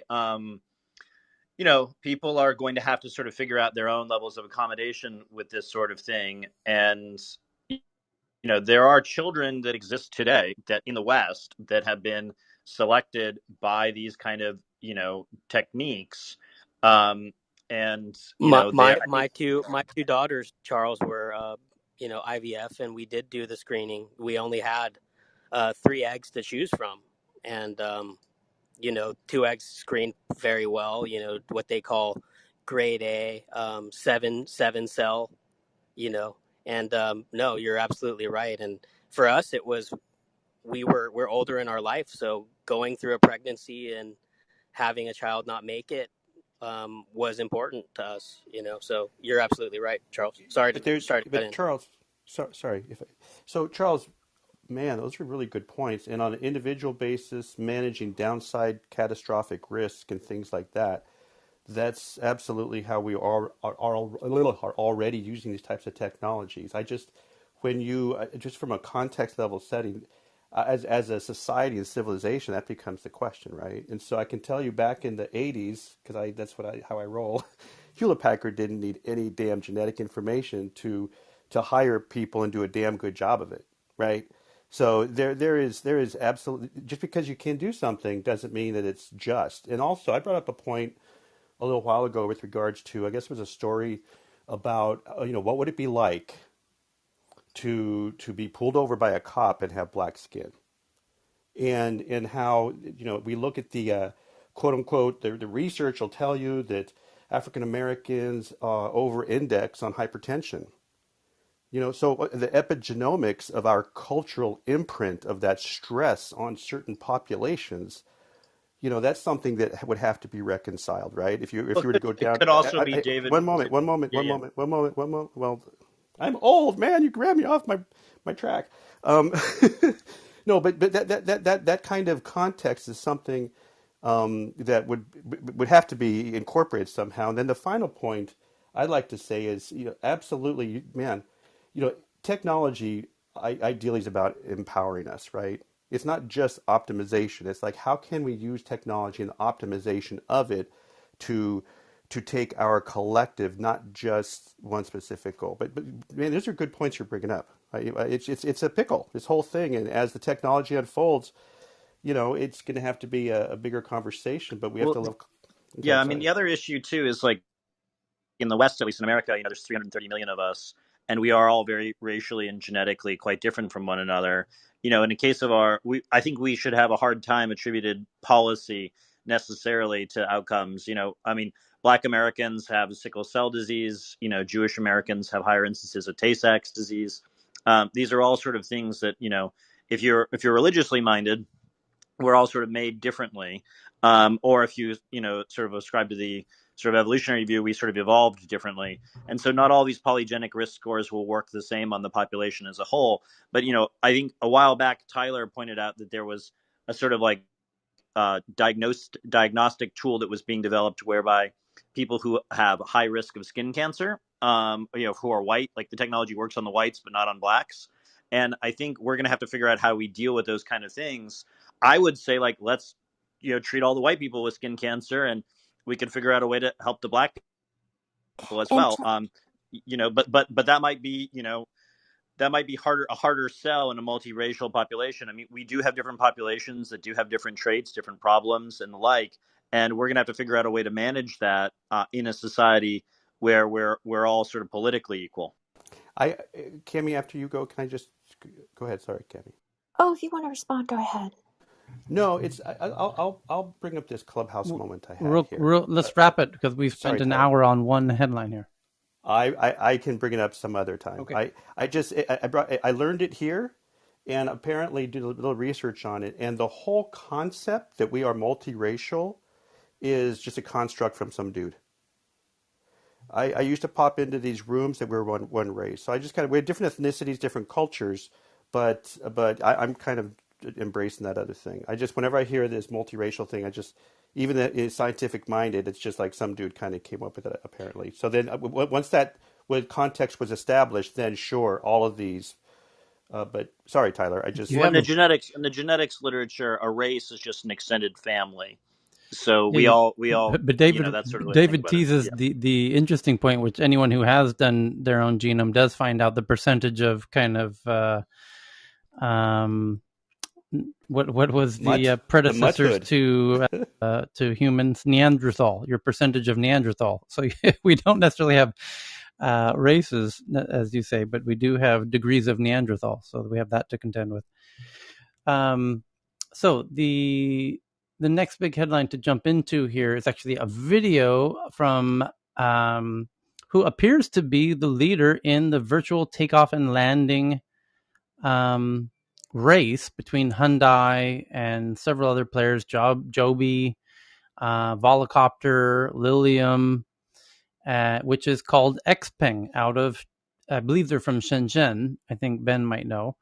And their video that just came out right here that I just retweeted on the Twitter account at TNATW, it looks like a fucking flying Tesla. And they've been doing this quite a bit. And they're active now in Japan and Germany and several other places. But you can see this flying. Looks like a traditional DJI drone, but it's human scale, so you can actually get in it. And it now has a sexy ass touch screen and leatherish looking seats. And my God, I've never wanted anything so much since I was a child. So it looks fantastic. So the next one is, I love this one from Evan, that an engineer was facing hospital charges of $69,000 to get an X-ray, so he built his own fucking X-ray machine for less than that. That is the headline. Someone in the UK retweeted, "Oh yeah, it cost me $100 in the UK with the NHS." So yeah, typical. Yes, so it's cheaper now to make your own X-ray machines than to get X-rays in some places in America. So the engineer did exactly that. He made his own X-ray machine. And what happened? I mean, did he determine that he had a health issue? Or I'd have to actually read that article to find out. But let's go ahead and see. So it says it's from interestingengineering.com. Almost a third of working Americans are in some form of medical debt, with nearly a quarter of those with an outstanding balance of $10,000 or more. A YouTuber and engineer who is known for his bizarre projects that combine engineering and entertainment posted a video last week outlining how a recent hospital visit requiring x-rays resulted in a staggering $69,000 bill. He explains that thanks to his health insurance policy, he will only have to pay roughly $2,500 of that. When combined with annual insurance costs, the total will be around $8,500. In a comedic sequence, he laments, I am a slave to medical debt now. And then he embarks on an extremely reckless and risky endeavor to build his own fully functional X-ray machine for less than the cost of his actual medical expenses.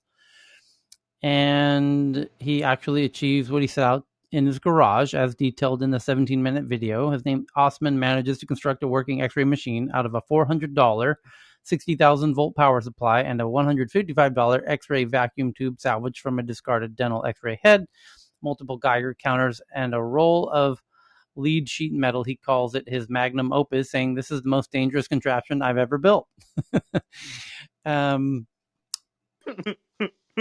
If he got the X-ray detector somewhere else, that's cheating, man. I'd call it cheating. I don't know what Eli thinks, but that's cheating. Yeah. The vacuum tubes, yeah. So there's a YouTube video that you can watch that I just tweeted out about this. But what a funny article. The next one, I just saw the flying car. If the flying car can land on sea, that would be perfect too. Yeah. Elon Musk's SpaceX will send ants and avocados and ice cream and a robot to the International Space Station. A SpaceX cargo of ants, avocados, and a human-sized robotic arm was launched into the ISS, Elon Musk says. The next one is David Craze, who joins us, is based in New Orleans, and he says New Orleans, where he is, they just had Hurricane Ida just touched down hours ago, and he says New Orleans is unlikely to have power for weeks due to Hurricane Ida. It was bad. I had 70 to 100 mile an hour winds at my house for almost 9 hours, trees down, windows almost blown out. Luckily, no major damage from what I can tell. My chimney had water blown Transmission towers are down, so it's not even the last mile. It's like the actual transmission towers, those giant aluminum steel towers. It's just crazy. Yeah. And the oil production in the Gulf is turned off. So significant shortage of oil, but so far prices haven't been affected. Then the next one is from the Wall Street Journal from our friend Dr. Franz, sends this one in that home flipping becomes virtual reality. The pandemic seems to have dispelled some of the doubts about using technology to flip homes as it becomes a necessary rather than option. Basically, there's apps now like this one they outlined called Open Door Buy and Sell Homes, where you can buy and sell a home as if like it's a stock. So flipping homes has never been easier. As the ease of putting homes up for sale on digital marketplace platforms and the ease of buying homes has become incredibly easy. All you need now is to call somebody, a painter, over to come fix up the place before you retake the photos and sell it. Flipping homes like stocks on apps. It's kind of a wild idea. The next one's from our friend Mahogany via Business Insider. It says Silicon Valley has given up on reality, and now they want us, and they're building a terrible alternative. They want us to use their kind of lame ass virtual reality experiences instead of reality. Recent massive investments into creating immersive digital worlds are a symptom of Silicon Valley leaders cashing out on the physical world. And the next one is from Poppy from the Washington Post. A critical ocean system may be heading for collapse due to climate change. Study finds this is a system we don't want to mess with. And I bet they're talking about the Atlantic stream going to Scandinavia, which every Scandinavian's intimately familiar with. If that slows down, Scandinavia becomes largely uninhabitable. Human-caused warming has led to an almost complete loss of stability in the system that drives Atlantic Ocean currents. A new study has found, raising the worrying prospect that this cyclical aquatic conveyor belt could be close to collapse. In recent years, scientists have warned about the weakening of the Atlantic Meridional Overturning Circulation, AMOC, which transports warm, salty water from the tropics to northern Europe and then sends cold water back south along the ocean floor. Researchers who study ancient climate change have also uncovered evidence that the AMOC can turn off abruptly, causing wild temperature swings and other dramatic shifts in global weather systems. So hold on to your fur hats, my Swedish friends. We might have a new ice age on the horizon. The next one is from Verdane Sharma, who sends in this one from India Today, that the Taliban's AI or Al-Isha unit hunts down Afghans using U.S. database, Pakistan involved. This was predicted in headlines a week ago, where U.S. military leadership was worried about identifying devices left behind, iris scanners that were left behind. And they even posited that the Taliban doesn't have the technical chops to dive into the databases, but Pakistan does, and they're kind of friendly. So if the Taliban took those devices over to Pakistan, the ISI, the intelligence agency in Pakistan, certainly could do that. And apparently they have, according to India Today. Taliban's Al-Isha unit hunts down Afghans using U.S. database, Pakistan involved. One of the brigade commanders of the Al-Isha unit of the Taliban hunting down Afghans for working with U.S., India, and NATO allies said the group is using the U.S. iris scanning devices and cracking into the database with Pakistan's help, as predicted would happen. Oh, lovely. So the next one is up from, I forget who sent this in, from extremetech.com. Oh, Evan, you sent this one in. Multiple people did. That the big semiconductor company ARM, has a Chinese subsidiary called ARM China. And now the CEO of ARM China, Alan Wu, has reportedly seized control of ARM's Chinese business venture, ARM China. Mr. Wu is accused of attempting to launch his own company by leveraging his position at ARM China. To do so, and basically, Wu hired security to keep ARM employees from entering ARM China, fired employees who did not wish him to take over the company, and has sued ARM China to declare his own dismissal as CEO illegal. This means Alan Wu is suing Alan Wu. It's a really wild scenario. Basically, he has seized all the intellectual property of ARM in China to create and relaunches as an independent company. So this is kind of worst case scenario for doing business internationally, that your international subsidiary takes control and assumes itself as now autonomous from you, the original company. Well, that depends on what happens afterwards. Whether Sure. ARM can actually leverage the local courts to solve this matter. I mean, it is kind of wild, but it'd be interesting to see what's the rationale behind it and how he's able to execute the seizure of the information. Certainly, ARM, the UK headquarters, would have some procedural protection in terms of certain intellectual property, trade secret, et cetera, et cetera.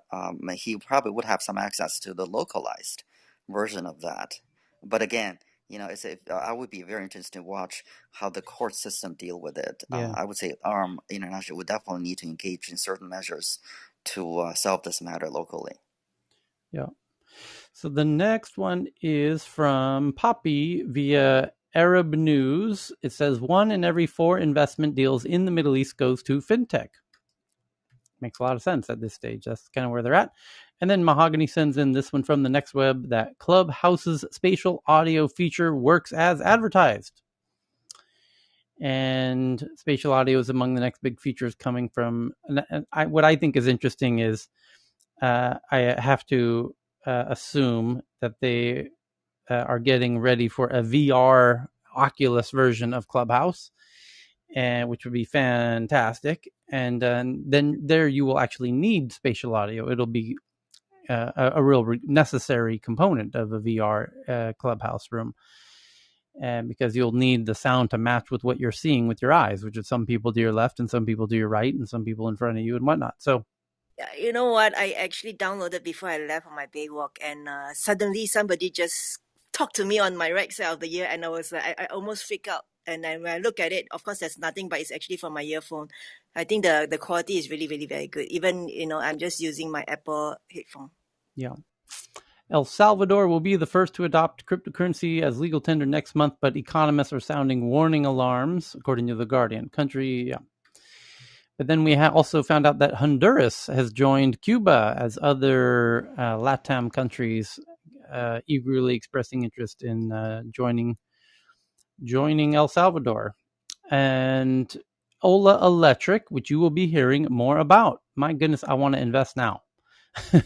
The Ola launched these electric Vespa scooters in India, getting 100,000 pre-orders in 24 hours on their launch about 2 weeks ago. And now the headline reads, Ola Electric in talks to raise over $2.7 billion, at a $2.7 billion valuation. And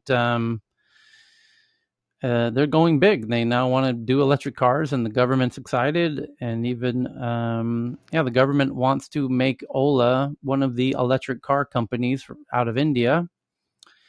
And again, it's a similar thing where they are trying to make it more challenging for American or Chinese companies to come in and do it. They would rather have their own domestic, massive electric vehicle industry. And they are making it hard with very high import taxes on their cars, as Elon Musk has complained about publicly on Twitter. But Ola's domestic, and they've got government support. Now they're booming, and it looks like they have the wind in their sails. So I'm eager to get one of their bikes myself. The next one is from Poppy. It says, tech futurist named Kathy Hackle said, the metaverse is a successor of the internet because it embodies new aspects in which we'll seamlessly interact with both humans and machines. And the headline of the article is the future of the internet the metaverse? As a result of COVID-19 pandemic, the entertainment industry was forced to quickly figure out how to keep fans engaged while being stuck at home. And this Kathy Hakel's quote that it will embody new aspects in which we're seamlessly interacting with both human and machines is very true. It's not so different from video games today, where you can interact with human players who have avatars and AIs who look very similar. And that the difference between the two will continue to kind of shrink as AIs and GPT-4 gets even more intelligent, and you'll have GPT-4 powered avatars walking around in the metaverse, and you'll have humans walking around the metaverse, and you won't likely be able to tell the difference. And the same will come to Clubhouse and the Clubhouse version of VR. With GPT-4 and voice printing, it will become, in the very near future, very difficult to tell if somebody's a bot or not. In fact, I and other people in this room have had people jump on the stage that we can't tell if they're a bot or not already. So we often wonder, is this a bot? And that problem will become very real in the few years to come. So, and especially in the metaverse. The next one is from Sadamini Kumar, who sends this in, that advanced civilizations could be harvesting energy from black holes. And this is a article that's going a bit viral about how Dyson predicted that future civilizations could do such. That's really where the headline should leave itself, because there's no evidence that any advanced civilizations even exist, let alone are harvesting energy from black holes. But Dyson's theory that that's possible and named the contraption for how they would do that and outlined how it could work is truly fascinating. The next one's from Hey, Tyler? Yes. Can I add a color to Sure. what we talked about the story on ARM China? Yeah. Actually, just wanted to clarify something just so Sure. we don't leave with the wrong impression. Actually, the story, I just took a look at it. The story is that the CEO was going to be fired by the board, but initially it was because the CEO wanted to fire 3 executives who left and took intellectual property. That was his position, and the board wanted to remove him, but they couldn't. Here's the punchline. ARM China is actually now owned majority-wise by ARM. They are ARM UK. They had already sold a majority of ARM to a consortium of investors. So technically, ARM China is not a majority-owned company by ARM UK. And the other complication is that ARM is being sold to NVIDIA for $40 billion. So there's some sort of financial aspect of this whole problem of the fight between the CEO and the board. Essentially, the board is not able to do what it wants because the board reinstated the 3 individuals that the CEO of ARM China wanted to fire. So the point is that the legal proceedings in China is pretty complicated. You need to really follow the local procedures and laws. But more importantly, this is not a case where foreign parent companies losing control over the local entity, because the foreign company ARM, even though the IP is being utilized by the ARM China, as in brand name and maybe intellectual property patents, but they're really not a parent company of ARM China anymore. It's a different investor that they sold to, I think, a couple of years ago. Just wanted to clarify that. Yeah, I think the main issue of the article was the intellectual property theft was kind of the main point they were making.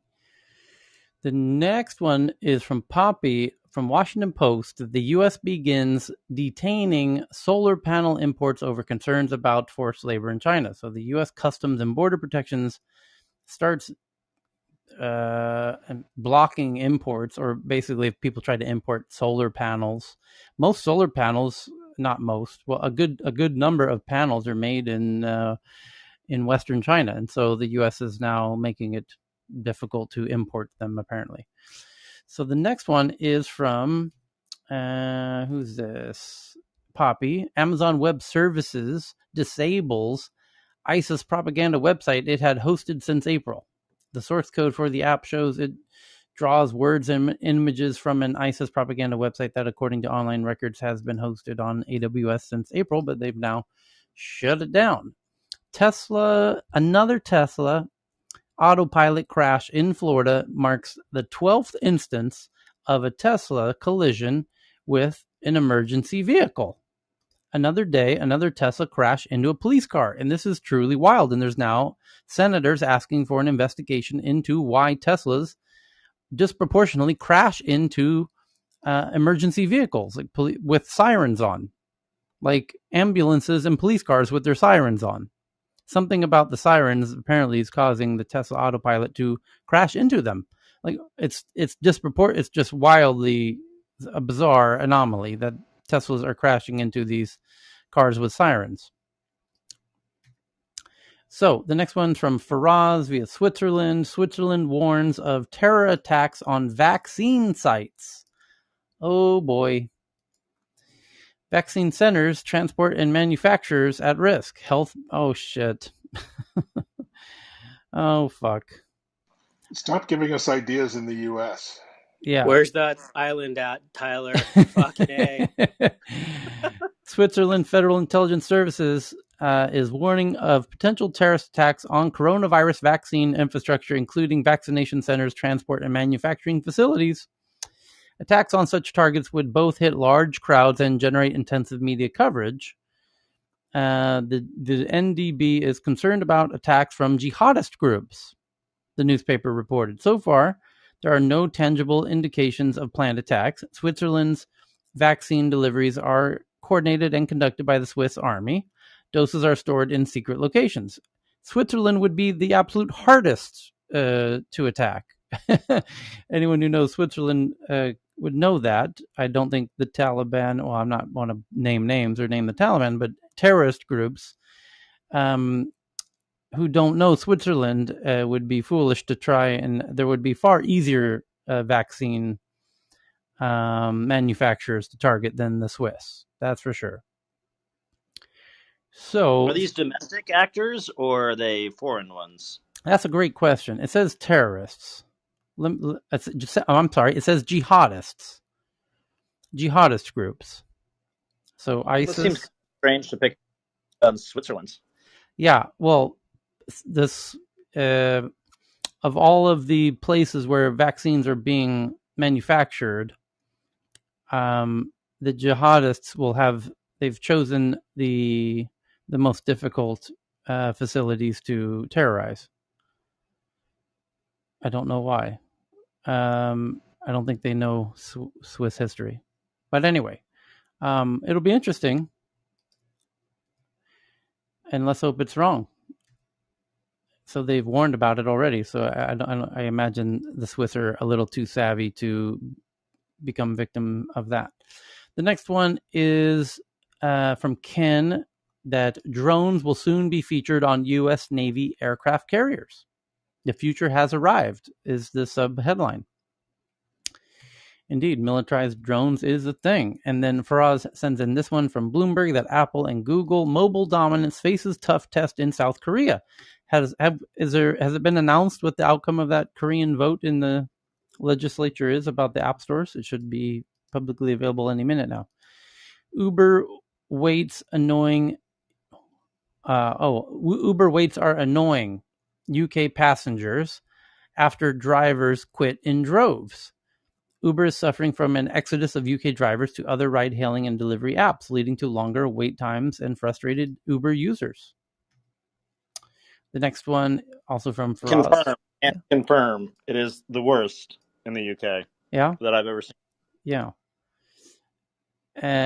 Overlooked IPO markets are suddenly booming as China deals slow. And the headline from Bloomberg reads, China's crackdown on technology companies is prompting global investors to look for new opportunities across Asia, contributing to a record jump in kind of other markets for tech investors. And that's one of those stories you don't want to be sharing in China, according to the new crackdown on articles that badmouth the Chinese economy. That would be one such article. Do not share that one in China.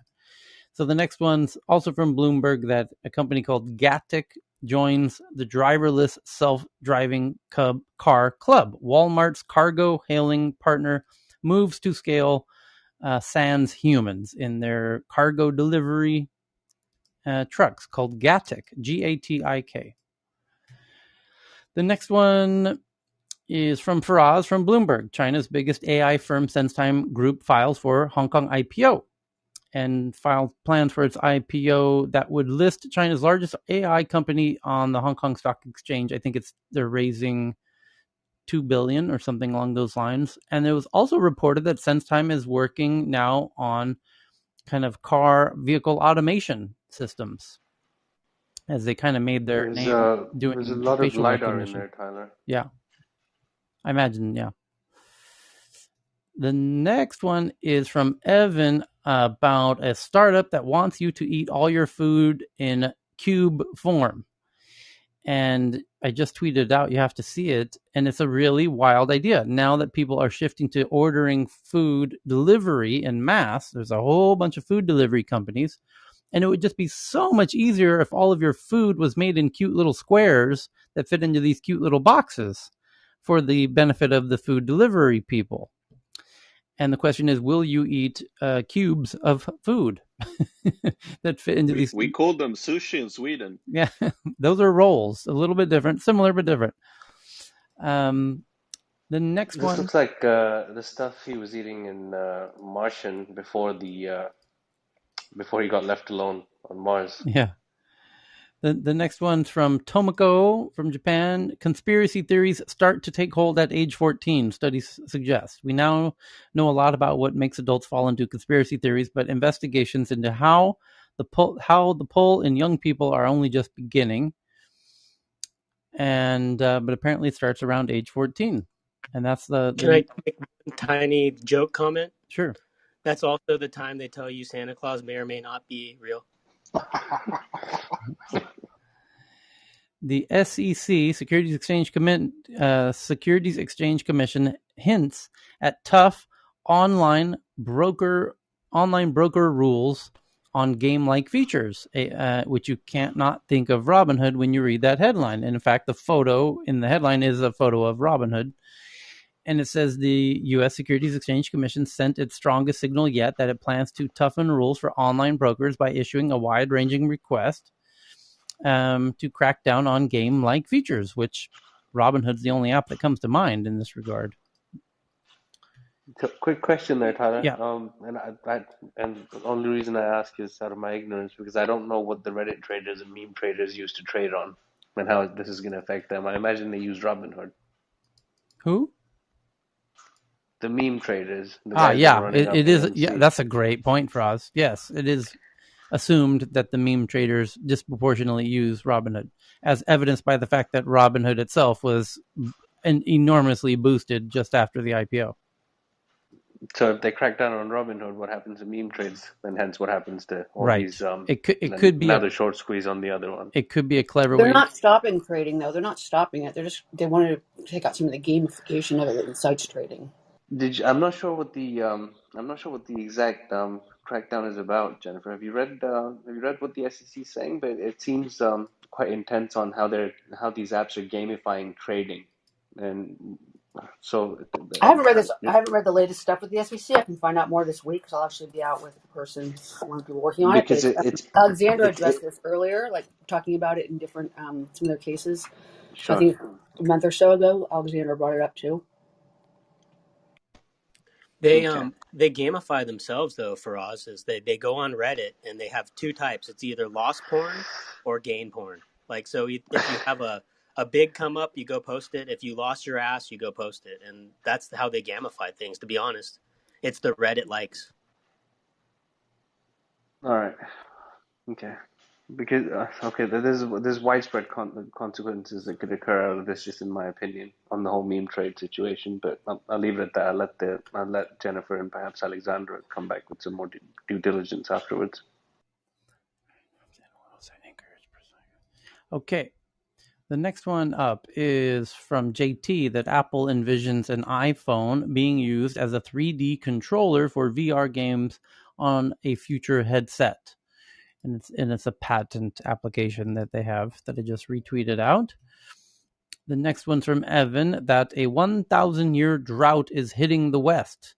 Can desalinization be a solution? So I have to admire that we're now embracing the reality that this is a 1,000-year drought that's just starting, and we're already in critical low levels of water, where it's impacting hydroelectric, the ability to produce energy hydroelectrically. And the California, Tyler. yes, Yeah. Sorry. After you, I have another one. When you. okay.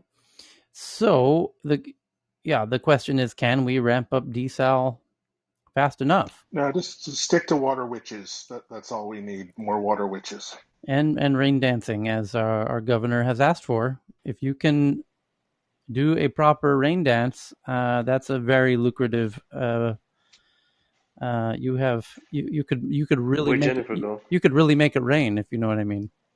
If you could prove your ability as a rain dancer. So the next one is from. Just a short one, Tyler. Yes. I just upgraded my app to the virtual sound one. Yeah. And I think you whispered something to someone in your room just before you took the last one. Just be aware that apparently the sensitivity of the microphones is probably better now with the new system. Because I think you whispered something to someone in your No, room. John, he Because was that was reading what the I heard. article. I heard it as well. He was reading the article to himself. Yeah. He's just reading the article to himself. I can hear it. Ah, okay. Sorry. It was just so you don't screw up. That's right. Thanks. So BB sends in this one from the Wall Street Journal. Headline reads, North Korea appears to have restarted their nuclear reactor. Inspectors cite evidence of resumed operations at the plutonium producing plant, which had been shut down since 2018. And BB also sends in this one that Netflix gaming doesn't work the way we all expected due to some surprising details that surfaced recently. You might have to reevaluate your stance on Netflix gaming. And BB sends in this one from South China Morning Post that made in China, sold on Amazon business model runs around in Shenzhen. Shenzhen startups that excel in product design and rapid manufacturing are seeing third leg of the global strategy, a storefront on Amazon, being kind of taken away as Amazon's now cracked down on it was like 5,000 different Chinese stores. In 2020, China's cross-border e-commerce exports surged 40%, far exceeding the general export growth rate of 4%. But now there's been quite a crackdown on that because they were using fake reviews, was Amazon's assertion. Amazon removed these. I recall it was 5,000 stores, something in that neighborhood, and because of there was nothing really wrong with the products or anything fundamentally wrong with the business. They were using a tactic of paying people to leave fake 5-star reviews, and because they understand if you have a lot of 5-star reviews, you get to you're the most seen products. And the thing is, you basically, Amazon has a policy against gaming the review systems. So the next one up is from Faraz that 5% of Dubai taxi fleet to be self-driving cabs by 2023. The Altair endorses Dubai Taxi's updated strategic plan for 2021 to 2023. And It's Waymo. Oh, Waymo. Okay, fantastic. The next one Hey, is Tyler? yes. On the Amazon thing, Yeah. actually, the backstory is that it's more than 5. I think it's close to 50,000. But the story is that actually Amazon may have been aware of that many, many years ago, but because it didn't really hurt the business. In fact, Amazon was making money off of those sales. They sort of let it go on. I mean, this is a bit of a conspiracy theory. I don't have facts. Yeah. But No, you have a good point there. But one thing was that the reason this started recently was because there was a database that was hacked. And in that database, there were names and procedures of how to do these fake reviews. It's like a teaching course. Yeah. So once that became public, I mean, Amazon couldn't really ignore it anymore. Right. They had to really go after some of these players. Yeah. So and in fact, they were getting pressure from the U.S. government to crack down on it, and they were trying to say that it was Facebook's fault because that people were using Facebook to do the plan where you pay people to leave the reviews. And so Amazon's saying, hey, Facebook, please stop doing this. Don't let these Amazon stores use your platform to do targeted ads to people to pay for fake reviews. And Facebook's like, it's not our problem. And then Amazon's like, well, shit, how are we supposed to stop these fake reviews? They're using Facebook to enable this. And so it's become, I guess the way to solve it is to remove the companies that were using Facebook in that way. yeah, I heard there was actually operations in China, companies that are literally in the business of writing reviews and getting addresses from all over the world. Sometimes this is why some reporters have reported, you may get just completely shockingly shipment of merchandise you haven't even ordered. It just, they're good new products. They're in your front door because of these operations of the companies that are sending reviews to sending products to real addresses, and then somehow put up a review, describing how great it is of the product. And more interestingly, I noticed that there are also businesses that are focusing on writing negative reviews. It gets more sophisticated in Amazon because they would write negative reviews that are not related to the products. They know the consumer psychology, like consumers would want to review both positives and the negatives. But when they read the negatives, if the negatives are like, oh, there's shipping delay, or, the color's not quite right, it actually helps the consumer to make the determination, oh, this is a good product, because the negative ones are not really that bad. So it was really a very sophisticated operation. Yeah. So the next one up is from... And this was tied to the whole mystery seeds. I was searching for the word they used to describe this mechanism, but basically, in order to get a fake review, you have to prove that you ship something, and that's one countermeasure. And I got to find that word again. Sorry. The BBC's reporting that pigeons may peril satellite broadband. Satellite internet is a key part of the plans to fill broadband, but simple things like pigeons can affect it, is what the BBC is reporting. And then the next one is from Mahogany that cancer's Achilles heel is discovered. Enzyme slows tumor growth. From the Daily Mail. So take it with a pinch of salt. A new study revealed what could be cancer's Achilles heel after researchers at the University of British Columbia discovered an enzyme that fuels tumor growth and could be inhibited to slow the disease. Well, let's hope that's the case. And if it's true, no doubt we'll be hearing more about it. The study suggests that inhibiting this protein could treat the most lethal kinds of cancers, including breast, pancreatic, lungs, bowel, and prostate. Conducted at University of British Columbia, will help researchers in the development of drugs that will attack cancerous tumors with their growth. And researchers have uncovered a protein in question called CAIX, allowing cancerous cells to adapt and aggressively grow. And yeah, CAIX enzyme they depend on it to survive, which ultimately makes it their Achilles heel. By inhibiting its activity, we can effectively stop the cells from growing. Let's hope it's about the pigeons. I just knew the Amish was right. So the next one is from Tomoko that the Taliban moved to ban opium production in Afghanistan. This is also issue of demand and supply basis for economic studies. As it seeks acceptance from international community, the Taliban seeks to curb the country's output of narcotics and other drugs. The next one's from Mahogany via Gizmodo that Hurricane Ida shuts off 96% of oil production in the Gulf of Mexico. Experts say the oil refineries that have been shut down account for 9% of the U.S. total. And this one from Indian Express. What Facebook's Horizon workrooms tell us about Mark Zuckerberg? Oh, and his grand plan to create a VR metaverse. It is clear that the tech companies are now looking beyond smartphones for growth. Yes, that's true. You got that part right. And the next one is from Tomoko from Nikkei Japan. From ramen and tofu to haichu, Japanese food brands boost U.S. investment. And makes sense. Haichu is the best candy in the world, hands down. For those who are lucky enough to live in Japan to get to eat it.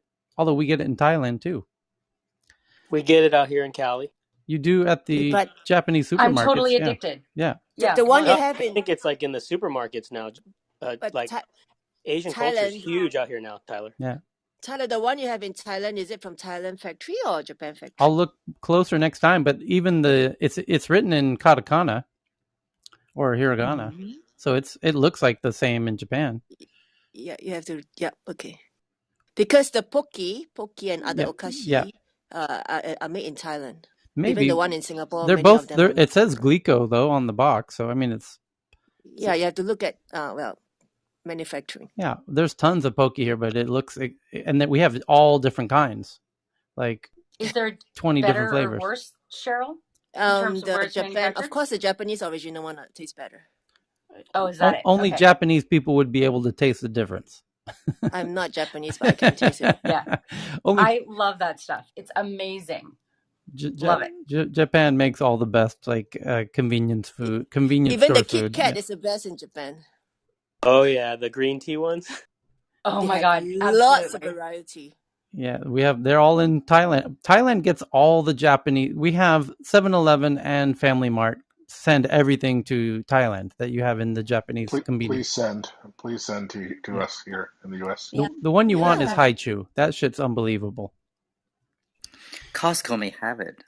Yeah, hi Chu. I can't believe this. I literally was on Amazon last night looking to replenish my stock because I've run out. Costco does have Pocky. I saw a gigantic pack yesterday. There you go. And mochi too. The sweets. It's good.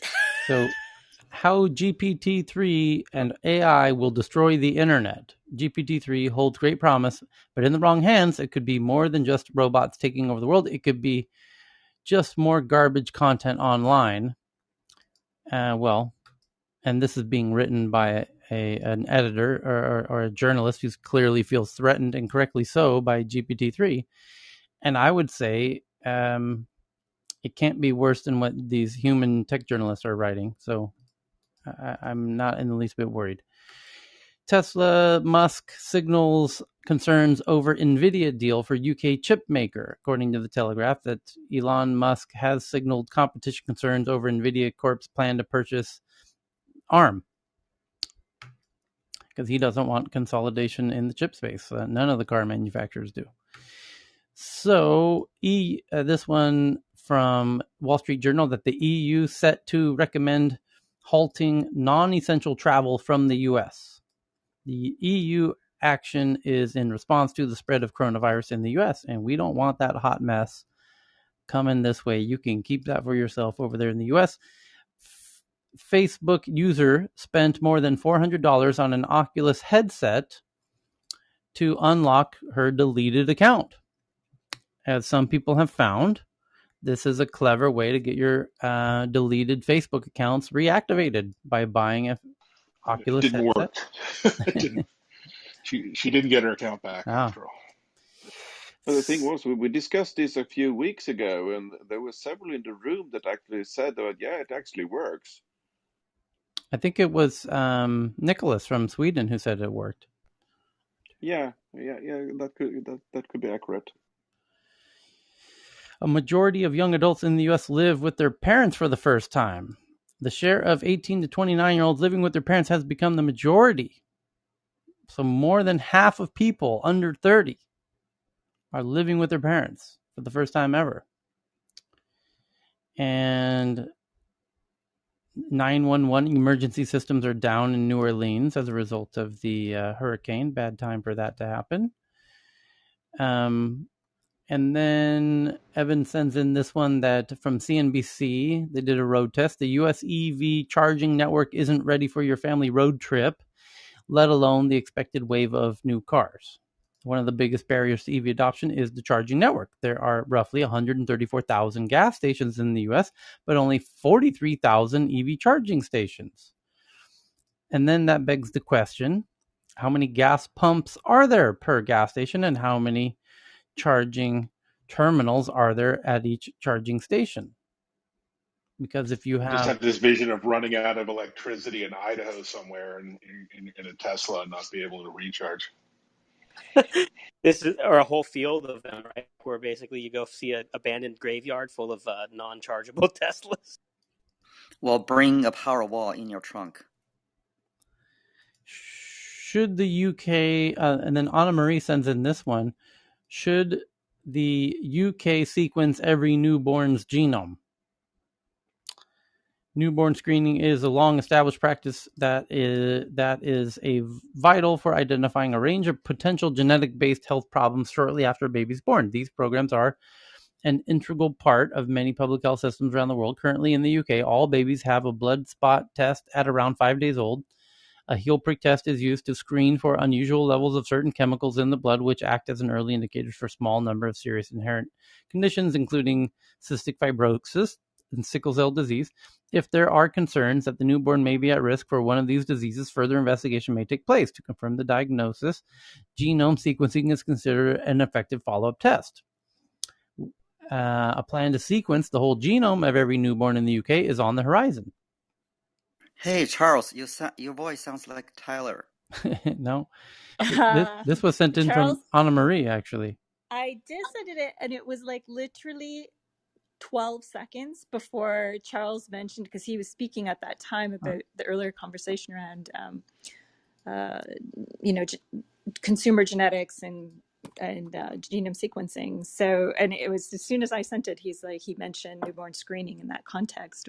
Ironically, UK being ahead of the US a little bit on both policy and implementation around newborn whole genome sequencing. They're actually only screening for fewer than half of the conditions that the United States screens for on that blood spot panel for the just traditional newborn blood spot screening. So it's kind of just Just on interesting. that, sorry, just on that point, I think a quick point. I think there's a difference between screening and manipulation using technologies. So we do have technologies now, such as CRISPR. So it is really a serious issue that we need to consider from an ethical and legal perspective, how to utilize the technologies. Just wanted to add that. Yeah. So this the UK program that's I mean, the train is on the tracks. I don't want to say it's left the station yet, but quite close. In my perspective, I've been working with national NHS on this for about 8 years. Doing this sort of thing in babies as part of a public health program is a very different thing.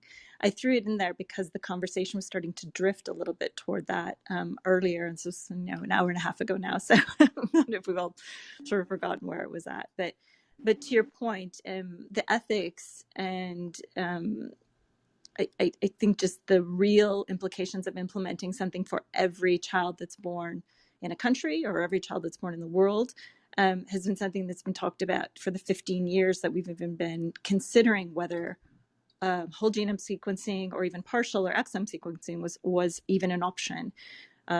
Because of course the costs made it untenable until just recently to even talk about things like this.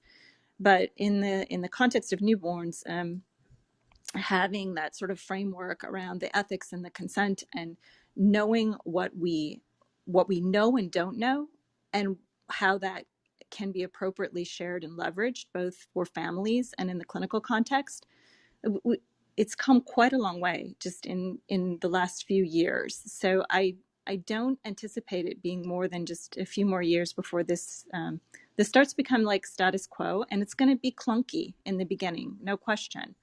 But I think we can work through these issues from a public health standpoint, at any rate, to the benefit of babies and for society. Yeah, there is exciting news. Just a couple of months ago, a biotech company was able to demonstrate the efficacy of therapeutic application of a genetic application such as CRISPR. So I'm actually looking forward to seeing possibilities of helping alleviate some of the illnesses that these newborn babies or even younger people or adults using the new technology. But these issues are quite complex. We really have to look at screening, therapeutic versus prenatal selection or manipulation. Those are quite different things. Thank you. And just to be clear, we're talking about newborns here, so not while they're still in the tummy. This is when they come out of the tummy. I know it's confusing sometimes for people, so I just wanted to be clear about the difference. So Cheryl just DM'd me the cherry blossom pockies that they enjoy in Japan. And I just want you to know, Cheryl, we have those in Thailand too, believe it or not. Thank you very much, Cheryl. Fantastic. So the next one is from Cheryl from Singapore, that Singapore to offer COVID-19 vaccines to non-resident foreigners. The Sea Crew Vaccination Initiative, CVAX, will offer Pfizer or Moderna vaccines to crew who stay for more than 30 days and who work in the supply or essential goods or ferrying passengers. Very, very nice of them to do that. Thailand as well is giving vaccines to all, even long-term tourists who have been hanging out here during COVID. This one comes in from Bloomberg. I believe it was Heyman who just sent this in. One stuck container in Shanghai reveals a global supply chain in crisis somewhere in the world's busiest port of Shanghai. A container of fertilizer sits among tens of thousands of boxes waiting for a ride to the U.S. It's been on the dock for 3 months, trapped by typhoons and COVID outbreaks that have worsened major congestion in global supply chain networks. The fertilizer shipment has endured delays since the order was made in February, stretching a delivery that ordinarily would take weeks to more than half a year. And that time frame will keep expanding as goods have barely started the roughly 15,000 kilometer trek from Central Asia to the U.S. Midwest, from the U.S. to Sudan to China, containers have been lying in ports, rail yards, and warehouses for most of this year as the pandemic rages on. That's bringing more chaos to already overstrained shipping chains, adding to the challenge of putting Illinois corn on consumers' tables and delivering millions of presents for the Christmas holidays. And yeah, there's a but these with containers full of fertilizers that we have the bad stories from Beirut regarding storing large quantities of fertilizers in ill-selected spots. Tyler, do you mean the fertilizer shipping to China? No, from China to the U.S. Midwest. That was one example they gave. The article is about how there's a whole shipping backlog of many months, but they used they wanted to, as journalists always do, try and make a very visual image, and they gave an example of a fertilizer container in Shanghai. They could have used any city and every city. The point is they're all backlogged, but they chose to use the example of one fertilizer container inside of in all of Shanghai. One, not just literally one shipping container. So, Tyler, I just saw that the news that there are 44 shipping containers parking in the sea in the Los Angeles port, not able to get in there. Yeah, and the entire reason because there's nobody to unload it. Yeah, a lot of ports are frozen, and no doubt New Orleans is having problems with the Hurricane Ida as well. I was going to tell you guys, there's plenty of corn right here in Illinois if you guys need me to mail. You have entire states of corn in the Midwest area. No shortage of corn over here, folks. Indeed. So, other headline here: EU to reimpose travel curbs on U.S. amid rise in COVID cases. And then Evan sends in the home flipping one. And here's one from David, that the Children's Hospital and most other hospitals in New Orleans have lost power and are running out of fuel for backup generators. Not good for patients. Sorry to hear that, David. And then someone sends in this one from Wired: an experimental birth control attacks sperm like a virus. Monoclonal antibodies have been touted for their potential to fight off infections like COVID-19. Can they be used as contraceptives too? The anti-vaxxers are not going to like this. I was just wondering how the anti-vaxxers are going to take news of this sperm-killing depopulation tactic. Monoclonal what? I saw the most amazing tweet ever, by the way, that it says, in retrospect, hiding the microchips inside of horse dewormers is genius.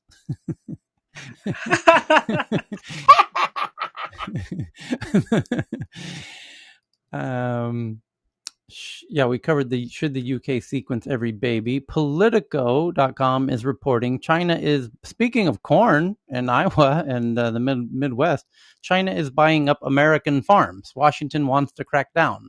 Bipartisan pressure is building to stop foreign nationals from purchasing American farms, operations, and receiving taxpayer subsidies. Bill Gates as well has been called out as being an aggressive acquirer of American farmland. The push to drain China's influence from U.S. economy has reached America's farm country as congressional lawmakers from both parties are looking at measures to crack down on foreign purchases of prime agricultural real estate. House lawmakers recently advanced legislation to that effect, warning that China's presence in the American food system poses a national security risk, and key Senate lawmakers have already shown interest in efforts to keep American farms in American hands. The debate over farm ownership comes amid broader efforts by Congress and Biden administration to curb the nation's economic reliance on China, especially in key industries like food, semiconductors, and minerals deemed crucial to the supply chain. The call to tighten limits on who owns America's farms has come from a wide range of political leaders, from former Vice President Mike Pence to Senator Elizabeth Warren, after gaining momentum seated in farm states. America cannot allow China to control our food supply, Pence said Wednesday during a speech at the Conservative Heritage Foundation, urging President Joe Biden and Congress to end all farm subsidies for lands owned by foreign nationals. Chinese firms have expanded their presence in American agriculture over the last decade by snapping up farmland and purchasing major agribusinesses like pork processing giant Smithfield Foods. By the start of 2020, Chinese owners controlled about 192,000 agricultural acres in the U.S., worth about $2 billion, including land used for farming, ranching, and forestry, according to the Agricultural Department. Still, that's less than farmland owned by people from other nations like Canada and European countries, which account for millions of acres each. It's also a small percentage of the nearly 900,000 million acres of total American farmland, but it's a trend of increasing purchases and buyers' potential connections to the Chinese government that have lawmakers spooked. USDA reported in 2018 that China's agricultural investments in other nations had grown more than tenfold since 2009. The Communist Party has effectively supported investments in foreign agriculture as part of its One Belt, One Road economic development plans, aiming to control a greater piece of China's food supply chain. The current trend in the U.S. is leading us towards a creation of a Chinese-owned agricultural land monopoly. Representative Dan Newhouse of Washington warned during a recent House Appropriations hearing. The committee unexpectedly adopted Newhouse's amendment to the agricultural FDA spending bill that would block any new agricultural purchases by companies that are wholly or partly controlled by the Chinese government and bar Chinese-owned farms from tapping federal support programs. The move follows a contentious debate over the potential consequences for Asian Americans if Congress adopted a provision aimed squarely at China. Representative Grace Meng, Democrat of New York, said that if the amendment was about national security, buyers from other countries should also face similar restrictions. It would perpetuate already rising anti-Asian hate, Meng warned at the hearing. But Meng, Newhouse, and committee leaders indicated that they would find a solution as the legislation winds through Congress. The measure is expected to reach the House floor before the end of July. Well, we're past July, so my bad on not noticing the date on this. What is the date on this one? Indeed, it was July, end of July. So anyway, didn't that one skip right past us? So what about Bill Gates Inc.? Yeah, as the emerging kind of largest. How do they even characterize that? He's a private. What I mean, he's officially kind of a corporation, right? Maybe an LLC. Yeah. So there's that, but there's also just the corporate welfare that our farming gets out of Congress too. So I mean, there's a bunch of facets here. If you want to look at it holistically. You mean Bill Gates Foundation is not owned by China? No. Well, did you know? So, but this was kind of a big thing that came out this year. At least to me, I kind of learned that Bill Gates is the largest. What is it? How do you even characterize that? Farmland owner. Private. Yeah, second largest. So, yeah, something like that. So, whether he's owned by China is kind of part of the point. But the other point is simply that seems pretty powerful. I was just joking. But of course, Ben's joking.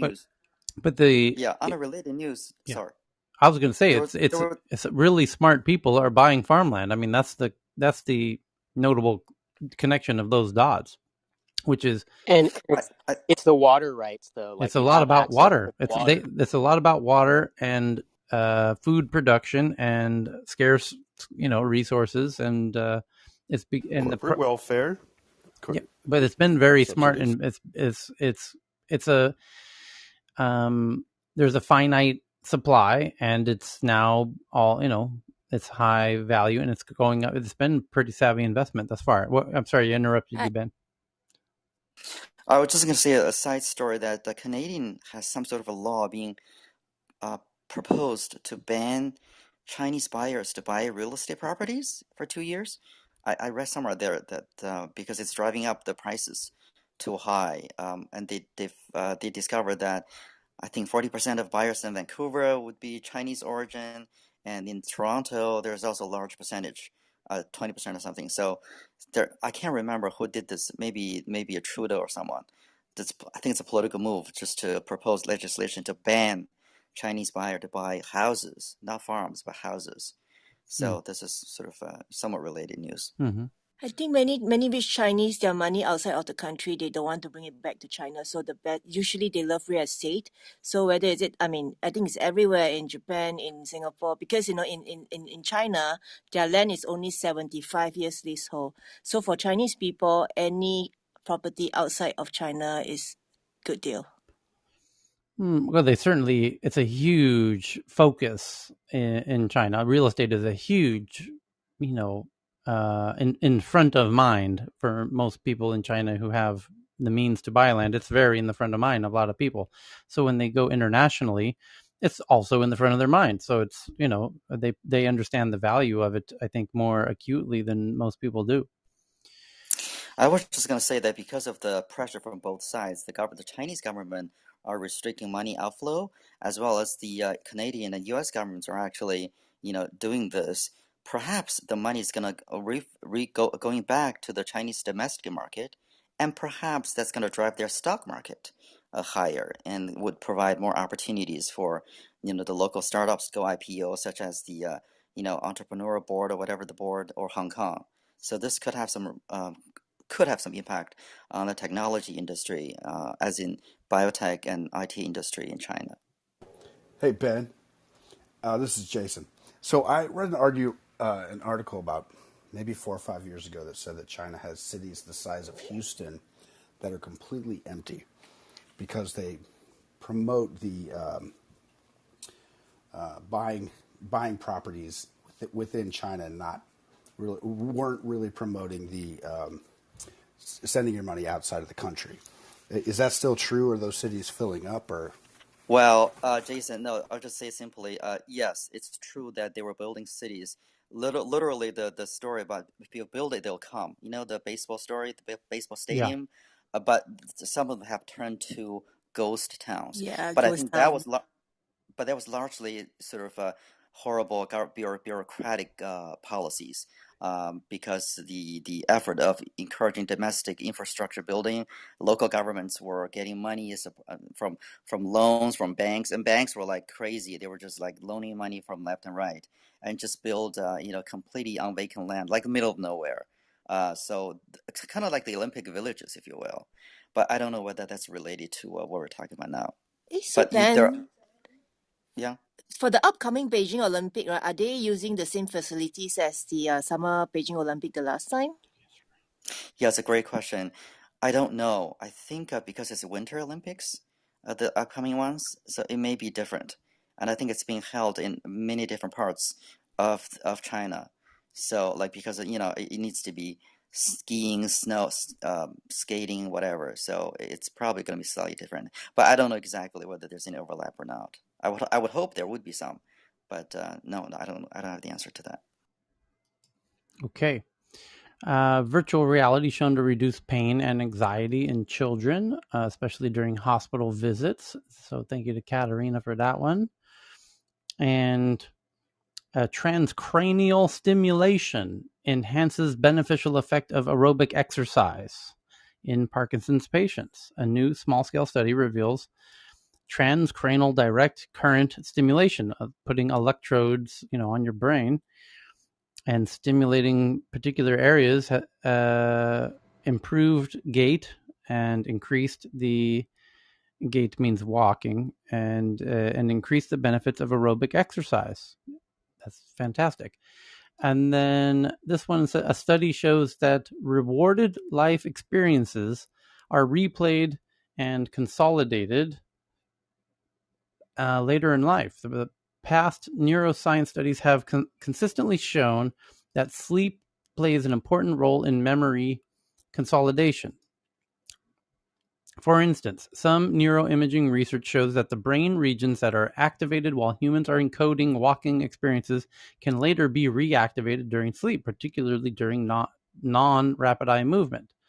Interestingly, the same brain regions are also associated with increased slow wave activity. Interestingly, the activation of these brain regions are known to be associated with two mechanisms related to memory optimization, namely neural replay and synaptic homeostasis. These mechanisms are typically associated with improvements of behavior over time.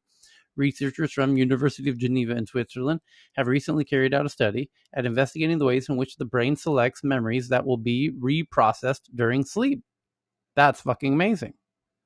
Their findings, presented in a paper published in Nature Communications, suggest that the brain tends to prioritize the consolidation of memories or life experiences with high motivational relevance, namely those associated with rewards.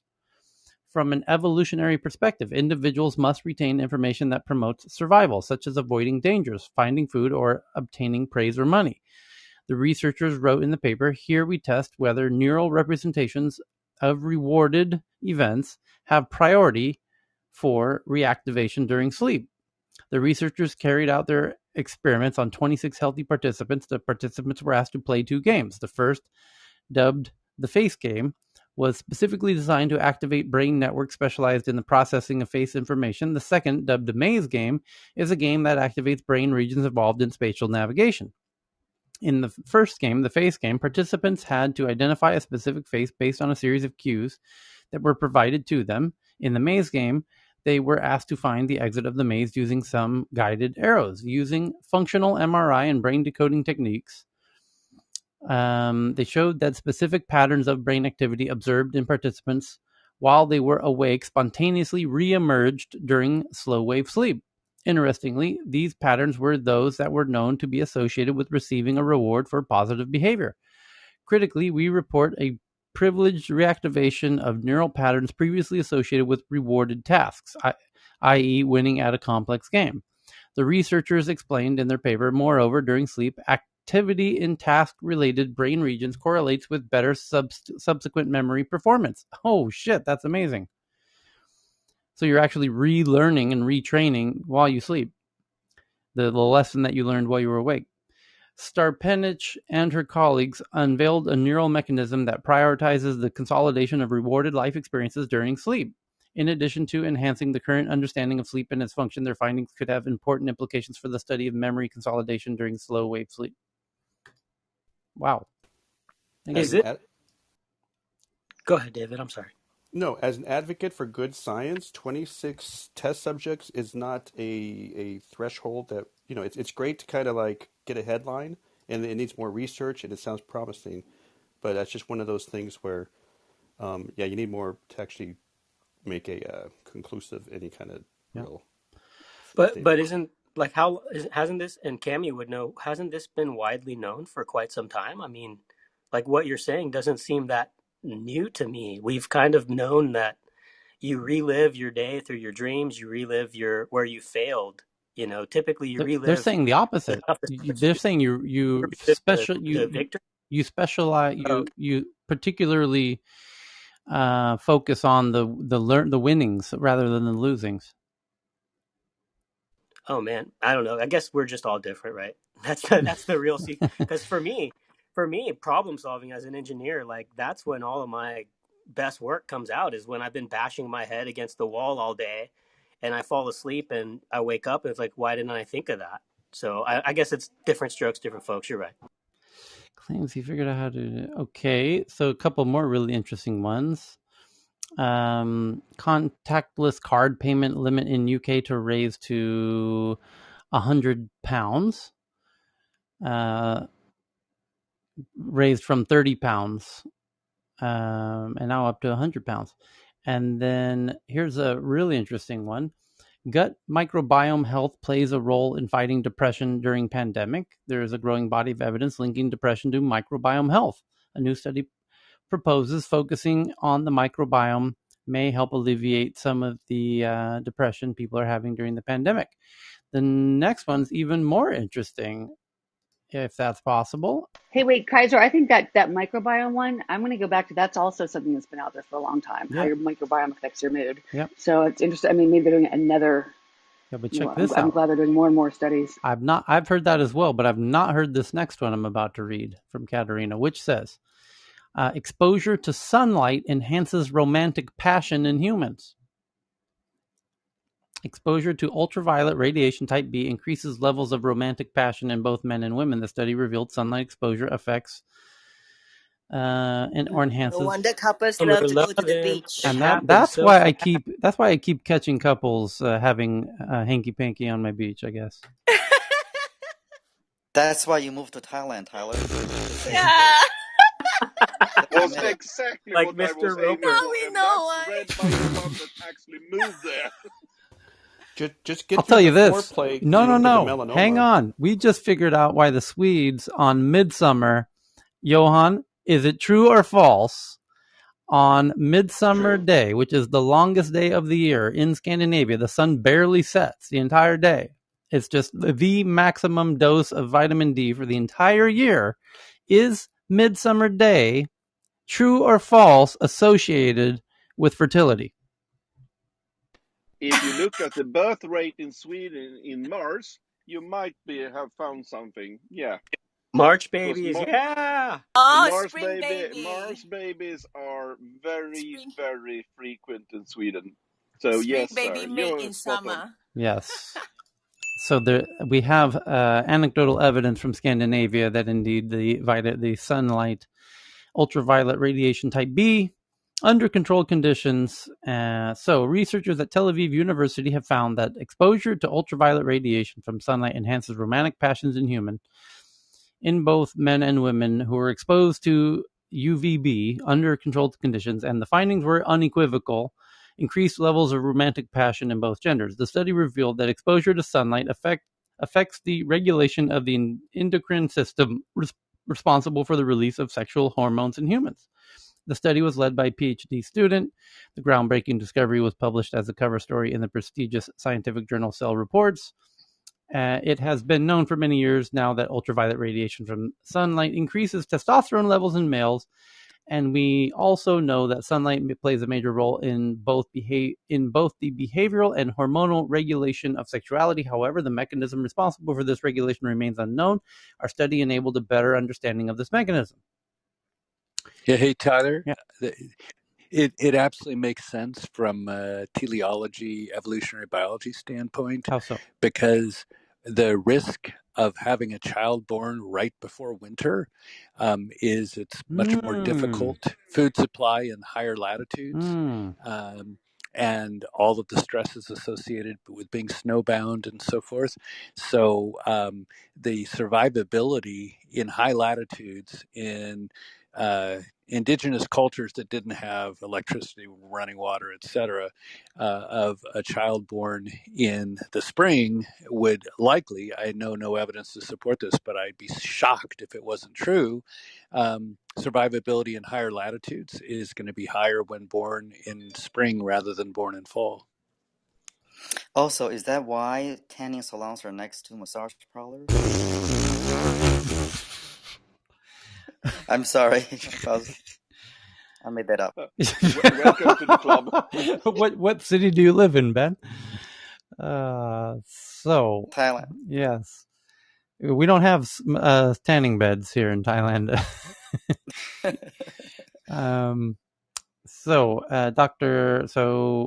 Dr. Fran sends this one in food in cubes. Chocolate has been coming in cubes for a while. And Cami sends in one about AI's paradigm shift to foundation models. New Stanford study evaluates benefits and risks of AI foundation models. You want to mention, is Cami still with us? Yeah. Yes, I'm here. Here's the Stanford HAI had launched a new report, and it's covering what it calls foundation models. And this is incredibly important, and it's the only, I would say, top tier institution or organization who has actually called to light that artificial intelligence is undergoing a paradigm shift, and it's being fueled by models such as GPT-3, BERT, Codex, CLIP, DALI, and others. Now, foundation models are machine learning algorithms that have been trained on broad data at a massive scale. And then these can be modified to perform a variety of functions. So transfer learning is what made these foundation models possible, but the scale is what makes them powerful and risky. And so this study really takes a deep dive into the opportunity, risks, and societal implications of AI foundation models. Because if you think about it, it's almost like the butterfly effect. If your data, if your algorithms are built upon foundation models, you're really relying a lot on a body of work that's quote unquote already been done for you. But any type of bias in there could be really magnified. So this really calls into play AI ethics and et cetera. So kudos to the Stanford Institute for Human-Centered Artificial Intelligence, also known as HAI, and their newest initiative at the Stanford Center for Research on Foundation Models, also known as CRFM. So I encourage anyone who is in the machine learning space, who is involved in ethics, who's involved in policy, to take a look at this. It's one of the best analysis I've seen out there. Thank you, Cami. So the next one is from Susie, who joins us from Denmark, with a political article from Denmark, from the Politiken. And I need to do the English translation on this, 1 second. And it says, when tech giants, when Denmark speaks, we listen. Google and Facebook are set that new rules from Denmark and the EU will require changes to their basic business model and cost money. Denmark speaks with special emphasis in the debate on how tech giants must be regulated to prevent negative consequences for democracy, human rights, and safety of users. It says political leaders in both Google. It has told the political leaders in both Google and Facebook, when Denmark says something about tech, it listens to that. It's also often the way to the top of our system. I'm just translating here from Danish to English. That basically Denmark is, Susie, would you agree this sounds like a little bit of Denmark tooting its own horn, a little bit of bragging that when Denmark's leaders talk to Facebook and Google, they listen, and they listen very well to what Denmark has to say? Is kind of the first paragraph of this story, but there's a big paywall on it. But that's the essence of it. But clearly Denmark wants to limit the influence of Facebook and Google and platforms like that to have negative influences. And indeed, the Vestager, who's the kind of the EU's leading digital enforcer, happens to be Danish. So, Margaret, anyway, it's kind of an interesting article that Denmark is now getting serious about big tech. So retweeting that one out. Thank you, Susie. And then Renjant sends in this one that Instagram will now require users to provide their proof of birthday. Instagram will begin prodding users to share their birthday with the service if they haven't already done so. It's now starting to require moving towards identity verification. And then David gives us an hourly update on what's happening with the New Orleans Ida hurricane. That the New Orleans Police Department has captured looters breaking into an ATM in the aftermath of Hurricane Ida by catching them on a drone with drone video. And I love this idea.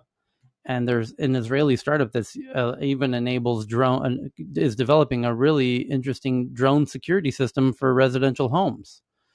So outside your home. So if you suspect any kind of unusual behavior, the drone kind of goes above your house and can scan the whole perimeter of your house, and you have kind of an aerial view of everything that's going on.